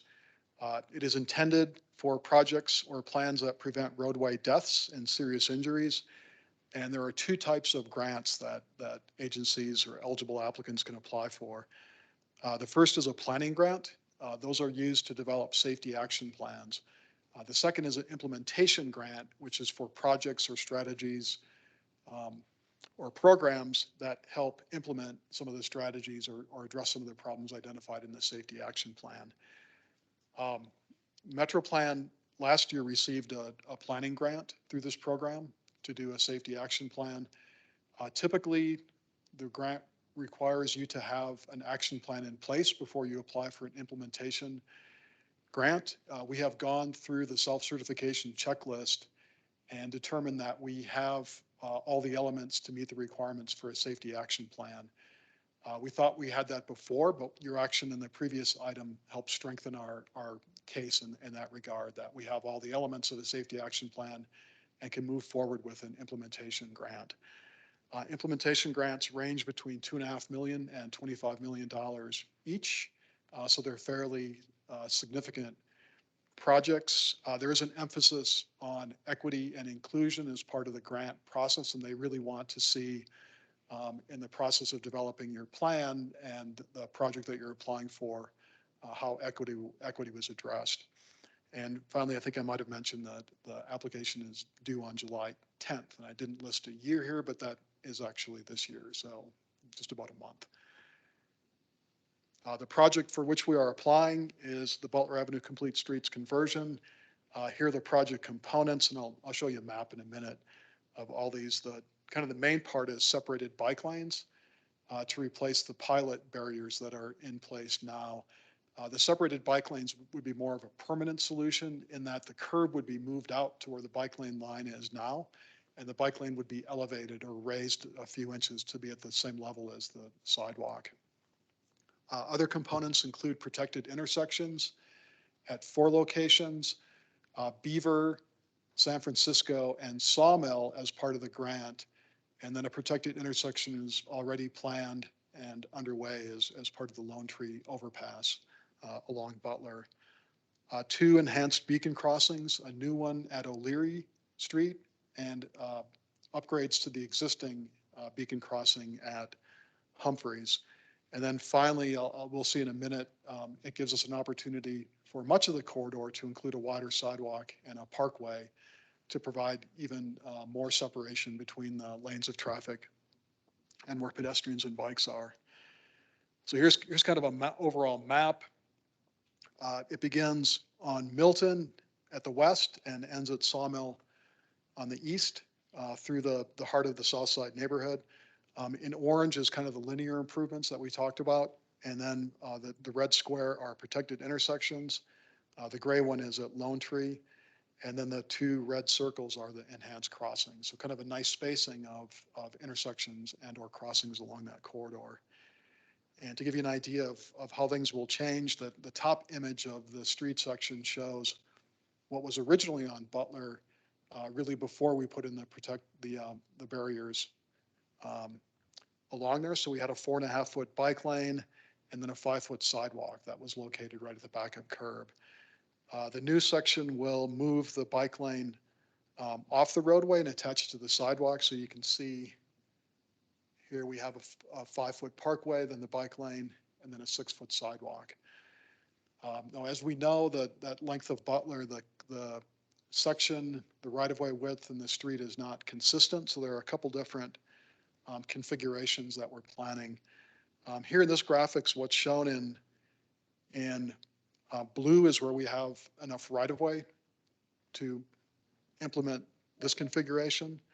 What's shown as orange is where there's an existing parkway and sidewalk, so the sidewalk is already separated from the street. And what's shown in red is where we're kind of constrained and there's not much additional space to add any new improvements. And so for what I showed you originally was really for the blue sections. The image on the left is what we would implement where we have an existing parkway potentially, where the parkway is maintained. We elevate the bike lane and the sidewalk stays where it is. Depending on how we want to proceed, and this really, is looking ahead to when we get into design, is we could rearrange the bike lane and the parkway.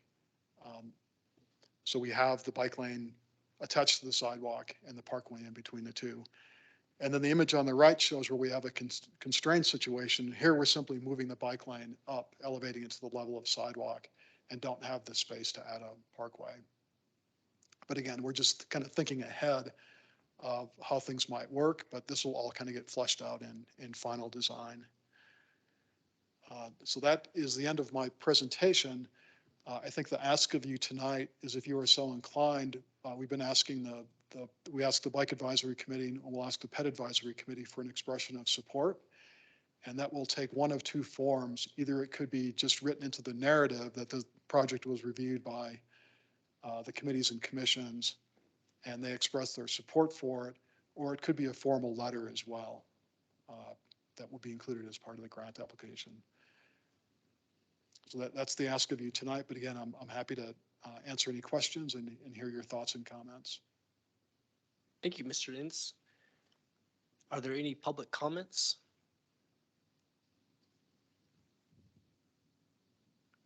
Don't see any online and none in the room.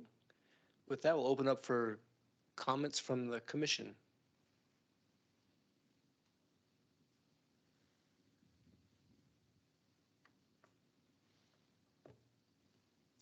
Commissioner Dunno? Thank you. I would like to hear from the commissioners. I think a letter would be, I think is always better. And especially if we're all able to somehow sign it or have something, or our esteemed chair sign on our behalf, that would be great, because I think it goes a long way to show the cross-section of our community and representation and interest to support this project for the grant. So I don't know what the other commissioners think.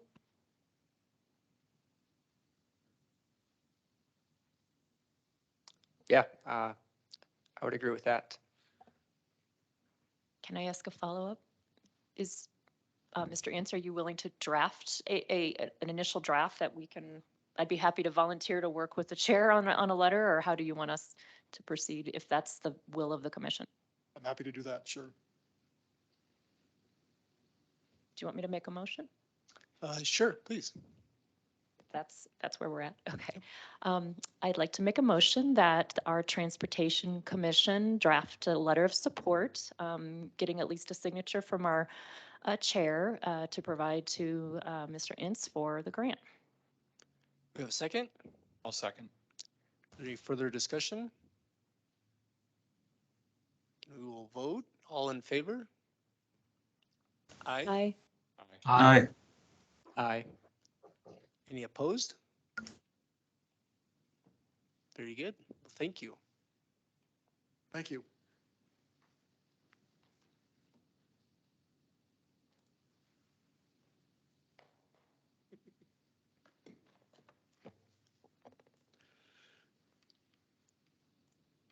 Okay, moving on the agenda here, old business. Next is the Beaver and Butler pilot bike lanes recap.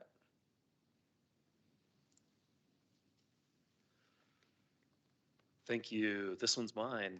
Beaver and Butler pilot bike lanes recap. The excuse me, the agenda had a pretty good summary of where we've been. I won't read through that, but I'll jump kind of to the last paragraph. So or last two paragraphs, we did end up going to City Council on May 30th and had a good discussion about the Beaver and Butler pilot bike lanes. City Council asked us to keep both installations in place on Beaver and Butler, but look at changes to the curb installation, some compromises, pulling some small sections out, doing some cleanup efforts, and then working those ideas through the commissions and committees, and then getting back to them, because it's a bit of an urgent matter. The road has actually been unstriped since it was installed, and if you ever drive Butler, there's virtually no striping left on the street, but it's hard to implement until we know what we're doing with changes. So we're kind of hustling through this. We had this discussion with the Bicycle Advisory Committee, I think it was just last week, and we're having it with you this evening. I'm not sure if we're going to go back to City Council and have a discussion about the curb placements or just send a report to them.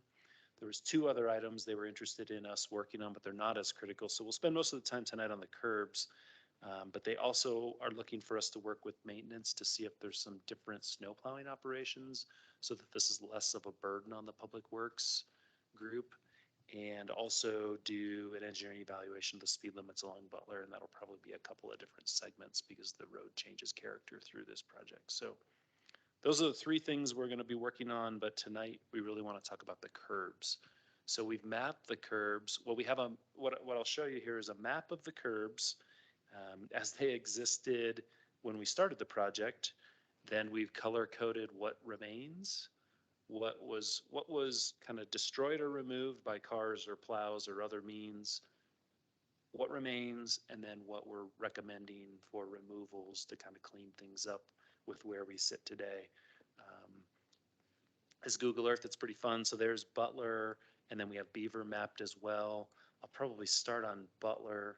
That seems to be at least the way my mind works, to work our way down Butler, and I'll tell you what the color codes are, and we can kind of talk through this. And as we've talked to the Bicycle Advisory Committee, and we've talked with maintenance a little bit and talked internally, we have some kind of theories on what's happened to all the curbs, but of course we don't really know because hundreds of them have been destroyed. I think we've lost, I think these guys have done all, Chris and David have done all the work walking the streets and mapping all these things for us. And I think we're at like 30% have disappeared, and up closer to 40% on the other street, or in that range. So quite a few curbs have disappeared since the original installation. So if you don't have any questions about the process, what we're going to do is just walk through kind of what was there, what's been destroyed, and the spot, and what we're really looking for input on. Well, if you have any theories about what's happened, we're open to the discussion. It's kind of a loose discussion. And then there's some orange sections that are going to show up about the places where there's a handful left, and we're saying, let's remove those. And the bicycle, and the list that we have here now, or what we have mapped now, is what the Bicycle Advisory Committee was comfortable with. So just so you know the background, kind of staff started it, and then the Bicycle Advisory Committee got comfortable with it. And then we also have a proposal to remove a couple of pieces in long segments where we heard from cyclists that it was uncomfortable to be stuck behind the curb. So you're protected behind the curb, but you're also stuck. So if there's a garbage can in the way, you see it coming, maybe you want to get into the travel lane to get around. Maybe it's snow. Maybe it's a left turn. You want to start making your way across and not have to do the two-stage left with the green bike boxes. So see a couple of those. So yeah, with that, I'll just get started. So the full extent, so this is westbound, and this is the Sawmill intersection at Butler. And this is the full extent, is the red and yellow combined.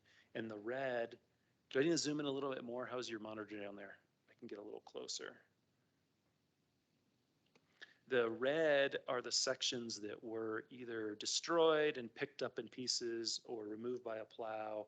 Sometimes they were removed intentionally because we were having some issues with access to a driveway or something. But you can see there's a pretty, and you're only looking at the very first section, but there's a pretty strong theme that the beginning of most runs was hit quite a bit. Our hope and our explanation or theory on this is that hopefully it's been knocked back far enough that it's not continuing to just migrate all the way down the street. We'll learn eventually if that's the case, but that's our hope, is that we just put things maybe a little too close to intersections, a little too close to driveways. So we're not recommending, for the most part, not recommending putting any of these ends back. We're going to leave them like they are at the yellow extents. And again, we're going to restripe the white broken line, restripe the white edge line, and we're also proposing to go ahead and paint that white edge line as a buffer. So where the curb disappeared, there'll be a second white line. There's still some probably limitations to what our truck can actually get in and do, and we haven't worked all that out yet.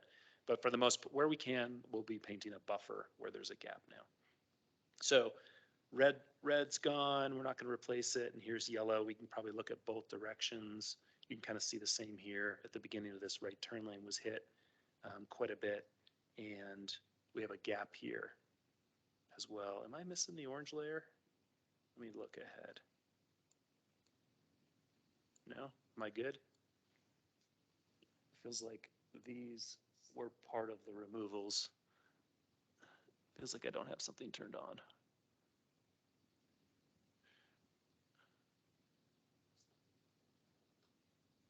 No, I have to be removed, John.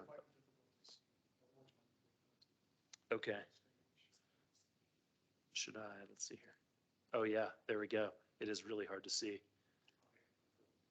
Yeah, I was like so these two sections are kind of floating and are down to maybe 4 or 5 curb barriers. And so they are in the to be removed classification. And I don't know how well that's shown up, but I'm kind of turning it on and off. I don't know if there's a better way to do it. It's just not showing up super well here, is it? We could turn off the yellow layers. But then we'll lose all of the. Okay, can I do that right here? Is this it? Oh, this is what we did before. We can go big. There we go. Are those starting to show up? And we can go to, is that purple pretty good? Oh, that went right over the, you can see them a little bit better now, maybe. So these are 2 segments that we're recommending for removal, even though they have lasted through 2 winters, because they're this short section here between the entrance and this right turn lane. And this one was always a little odd. You could only turn right in and right out of this driveway. So we thought, well, we'll throw one in the middle there, but it's always been a little odd. You can see it's been hit a decent amount. One of the few sections that's never been hit. This one's a really odd one because the beginning of this section, this purple indicates that it was there and we're recommending removal.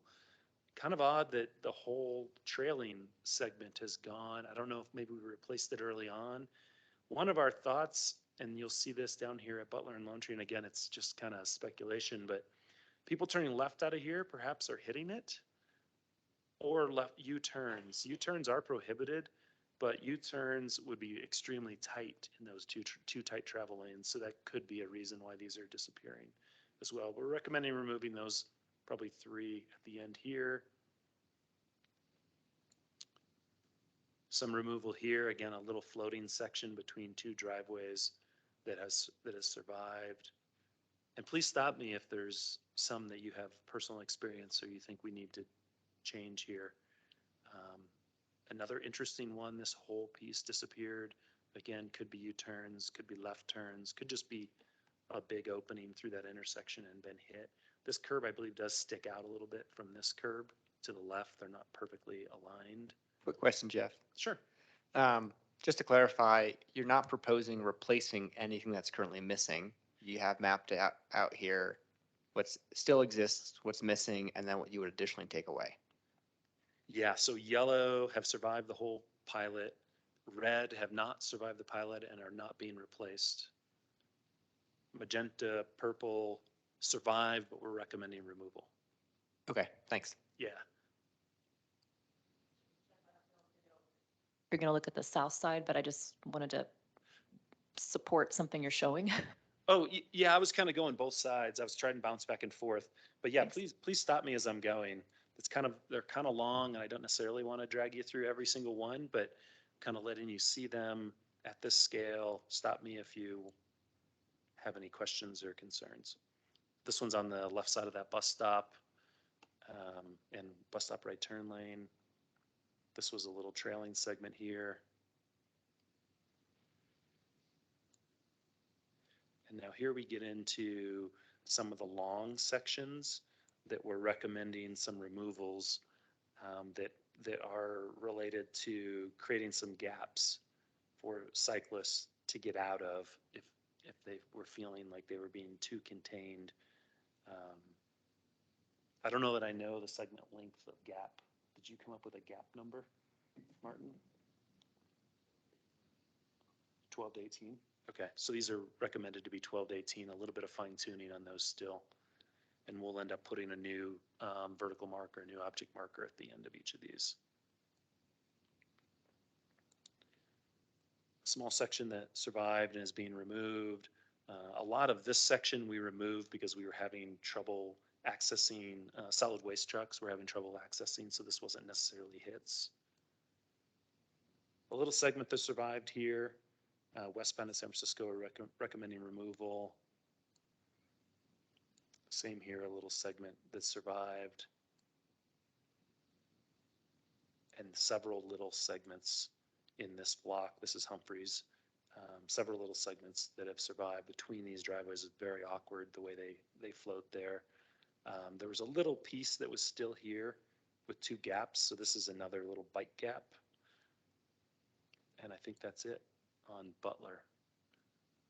You want me to go back or generally? From what I can tell, it looks like you were removing very slight curb sections right before and either before and after certain bus stops, which I think is actually good because I'm not saying our buses were the ones that hit those, but it helps. Okay. So generally looking pretty good. Beaver Street's not quite as exciting. I'll start at the top. There's just not as many changes to be made. Lost two whole sections here. Again, we don't really know the story behind it. This one was right next to the travel lane's very narrow and it's up against the curbed median. I'm guessing the plows had trouble with this, but I haven't confirmed. This one, I have no idea why we lost the whole section, but we did. So we're recommending just keeping these two sections. And as we move south, here's a gap. This might be Martin's favorite gap because it leads to the Foots driveway for this Foots trail. We have one little floating curb, and it always kind of was a little floating curb on this block, and it actually survived somehow. But we're recommending that be removed, and that'll also open things up for maintenance. They'll be able to plow this whole block probably a little bit differently without that interruption. This, I think, maybe a bus stop removal that happened. I know we made some adjustments for Mount Line at one point. Here's a gap that we're recommending at that kind of mid-block location, because we've had a lot of, I think this may be a block we've had a lot of garbage can complaints.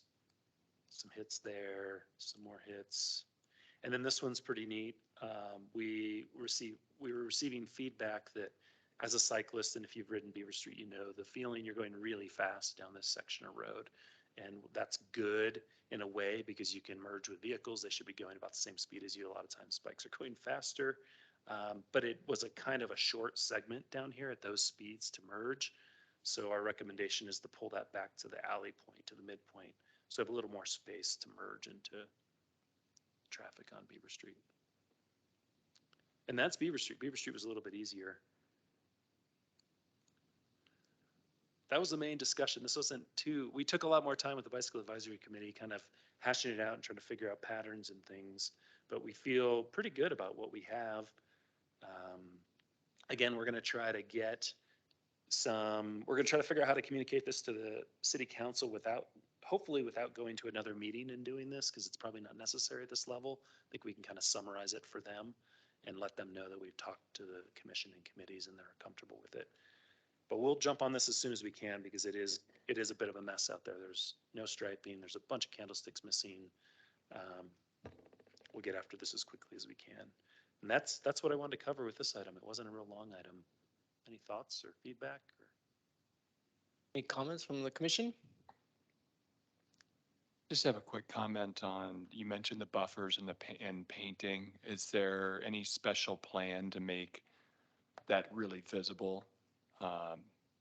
For cars to know they're not supposed to drive in that area? So a buffer, is this kind of the discussion of a buffer like a rumble strip? Or No, you were saying where there's not going to be the curb sections that you're going to paint that differently or put an extra line. Yeah. I mean, I've seen ones that have cross hatching as well. I mean, what's the plan?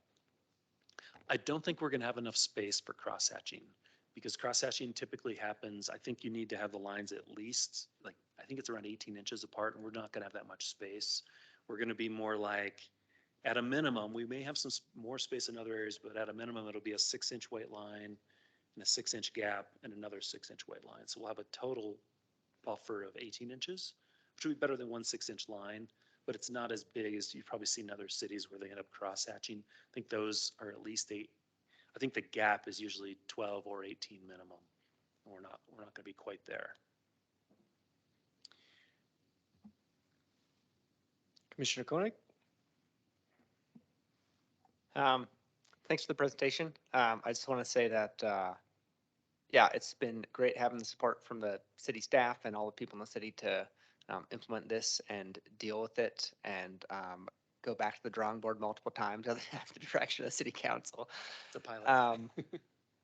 I think I support your ideas there. You know, I think one of the interesting areas is the area in front of Sawmill, and I think I have questions about how the complete streets, the SS4, the State Streets for All grant would work there as well, just because of the amount of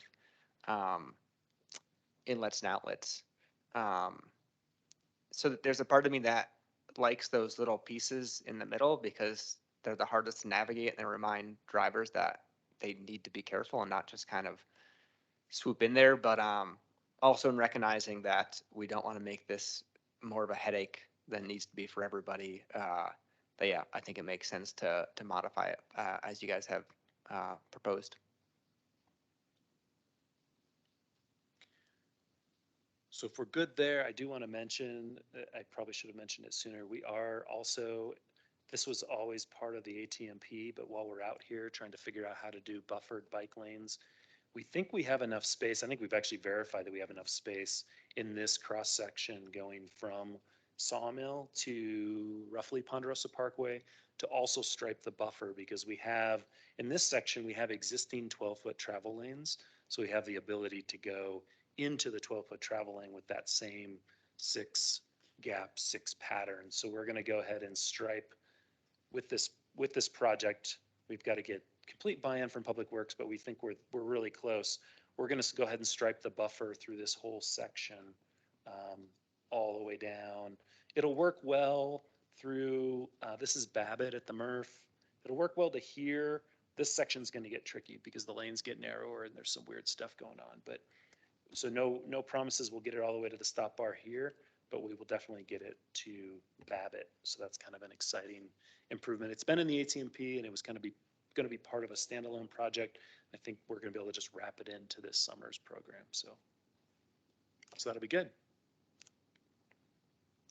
And then people get to experience the buffer bike lanes and see if it does feel a little bit better. I think most people will enjoy that extra space, but we'll see how much value it really has. Awesome. I'm really glad to hear that you're able to try that buffer bike lane out and continue it down to the intersection. Yeah, it'll be good. I got a place to sit, but there's no mic. Was this mic work? Yeah. This one's not hooked up. I just had a brief comment about ongoing design and ongoing maintenance. And to me, it's not really important that we have the candlesticks all the way down. But wherever a curb starts, there needs to be a candlestick. Because if, like, especially on those curves, I drive this area quite a bit. And when you're going around those curves and it's like, oh, look at that, there's a curb, you don't see it. So right at the leading edge of the curb, we need candlesticks. And we, in anticipation of this cleanup in the spring, we ordered 100 of these candlesticks. So hopefully 100 is enough to clean up what we have going on out there. We still have Eagle Mountain Construction on call through the job order contracting from the original program. And so they ordered 100. We had them order 100 candlesticks and kind of be on the ready for when we knew what we were going to do. So they've got a lot going on. I hope they can jump on it as quick as I'm anticipating, but I think they will be able to. So I might also mention that a lot of cars have hit these and damage, and the city has been sued, and we've not gone to court. We've settled all of those cases, but the common denominator is like people hit the leading edge of one of these that they're coming up upon. Once you get past where they're continuous, then it's probably no problem.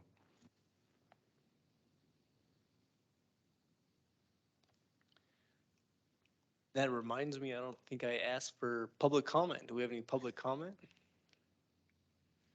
Looks like we do Chair, online. I do. Very good. Adam? Yeah, thank you, Chair and Commission members, staff, Councilmember McCarthy. Great listening in on the presentation tonight. Great meeting you all have. Really appreciate your service to the community and the discussions being had, especially this evening. A couple quick comments about the pilot. I want to say that the pilot has been a really good learning opportunity. That's what this was meant to be, and has shown us how dangerous riding a bike in bike lanes is around town. To my Councilman McCarthy's point, cars are hitting them, and we're grateful as cyclists that that's the barrier and not us as riders, right? But when you notice car culture around the pilot versus elsewhere in town, cars typically use the bike lane as additional space for them to turn into, to swerve into, to speed through, whatever it might be. But around the pilot, they really emphasize that distance and that barrier, and they really take caution of that bike lane because of it, like, to again Councilmember McCarthy's point, the damage to their own vehicle. So I personally really appreciate that about the pilot. Um, I want you just to think about as you're discussing this tonight, who's being prioritized, and there's always trade-offs. Are we going to prioritize the left-turning vehicle or the U-turn vehicle, or are we going to prioritize the vulnerable user, the rider? It's always about trade-offs with road designs, and so just keep that in mind. And I just wanted to say that spotty barriers are better than no barriers. And I noticed even with spotty barriers, when I ride along them, cars maintain that distance because they know more barriers are coming. And so I support us going with more of a spotty approach, but I have some and I support the gaps as well. But I do have some concerns about the greater distances. I think especially on Beaver at times where there's no spotty barriers at all for quite some time. Council made it clear that they support staff really examining the speed and really pushing to lower the speed. And I fully support that. And I think that will help address a lot of these maintenance issues and crashes with the barriers from cars. The issue I see with us removing barriers at times and kind of making it better for maintenance, especially in the winter, is that what maintenance will do is they'll likely just push snow, ice, and cinders into the bike lane, as we all know too well. And those cinders are prevalent still today in much of Flagstaff's bike lanes around town. So be aware of that. It's not necessarily a win for cyclists, I'd say, to have those removed for maintenance, because I think we as cyclists also expect that there's going to be snow and cinders. Okay, I'm almost done with my comments. I like to see us have better signage on Beaver Street heading south when that lane merges into traffic. It seems like there's one sign that warns drivers, but I feel like it's a really sketchy crossing. I know it's more of a comment for Jeff, and fully support us striping all these areas ASAP, way overdue and very needed.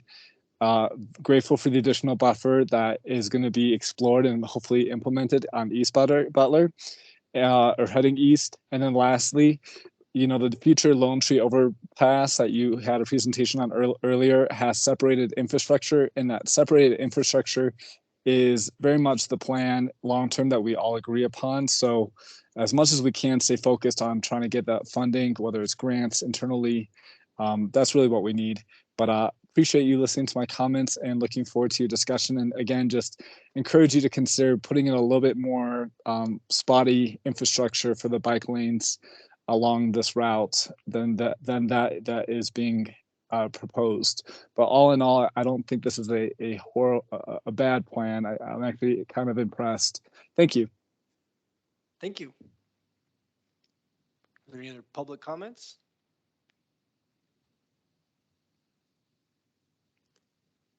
I am not seeing any. Any further discussion from the commission?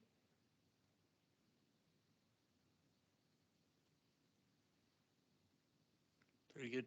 And Jeff, are you looking for recommendation, approval of what you're proposing We're not looking for a motion, but if there's consensus, that's good enough for us. We'll put that into the minutes that there's consensus. You're comfortable with the plan and the approach. We don't need a motion. It looks, I'm seeing head nods, so I think we're generally good. Okay. Yep. Is there, try to make it easy here, is there anybody that's not in agreement?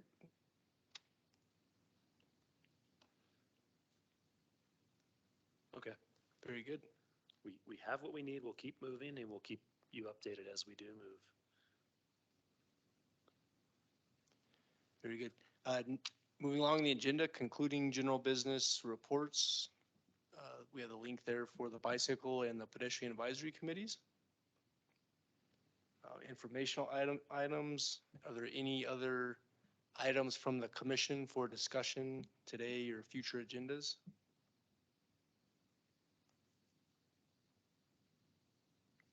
Nope, thank you. And then updates on these next items from you, Jeff? Yeah. Am I going to do these? I'm going to do these, I think. So Martin and David did a Fremont Boulevard traffic calming walk on May 20th? May 17th. And Chris was there as well. Excellent. So they did a walk and they're going to summarize the results of that walk. They had a good attendance. It was a nice day. Saw a lot of things, have some good ideas. I don't have a lot to offer, but we're going to put that on the agenda in August and have a more thorough report. So that's progressing. I think the neighborhood's comfortable with where we're at, which is a really good thing. Boulder Point traffic calming, we had 90% plans come in and we've reviewed those and given those back to our designer, Woodson Engineering. They'll be wrapping that up in the next couple of weeks for us. We've included, for those of you that have been around for a while, Woodland Drive also had a traffic calming project. It was a pair of circles, kind of like Boulder Point, but not as extensive. They're just going to be floating circles in the middle of the street. They don't need bump outs and all these different things. And we've included that in the Woodson Engineering design that are doing the Boulder Point. So that's lagging a little bit, but that one will come along pretty quickly. So we are still anticipating getting both of those built this summer, late summer. Traffic calming website upgrade, and maybe we'll send you a link so you can check this out, but we have put our log of all of the calls that come in and kind of the status of all the projects on the website. And now we're directing folks to that website. It's part of what we talked about when we updated the traffic calming manual a couple months ago is we can't do them all at once. They can't all be a priority. We have to kind of work through these things. And so part of that is the transparency of how many they're actually in progress and what the status of all these different items are. So a really good upgrade that David's been working on, and that's live, and I'll just send you a link. Trails End Fair Item. Fair Item is a future agenda item request to the City Council. So there was a citizen petition for the residents that live over on Trails End, and I have Google Earth open if I can do this real quick so you know where we're at. So way out east near the edge of the city, this is Trails End. This is National Park Service. This is the clinic and Highway 89, and city limits are just right up here. There is a construction yard that's being developed, and you can kind of see it actually in this image, some of the activity out there. And they have a formal access point that kind of takes them down this dirt road, actually maybe over here. Anyways, connects right here onto Trails End. And then some of the trucks go out to 89, and some of the trucks have been working their way through the neighborhood to use the traffic signal. There's also complaints about dust and noise. It's a permitted use. This is zoned for mining or this kind of heavy industrial activity. But the citizens in this area brought a petition forward to City Council asking that the city look into traffic circulation and some of the other issues out there. So we're kind of taking the lead because traffic circulation seems to be one of the bigger concerns, and we'll get that fairly organized and we'll come back in August. But just so you know, that one's out there, kind of on our upcoming docket. And those were the updates. And I went over next meeting. Excellent. 2 and 1. Thank you, Jeff. Yeah. Okay, looks like we've made it through our agenda. Appreciate everybody's time. Going a little long tonight, but appreciate it. We made it through the entire agenda. And with that, thank you, and we'll see you on August 2nd. Thank you.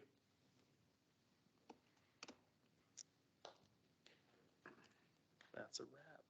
Discard. What came first?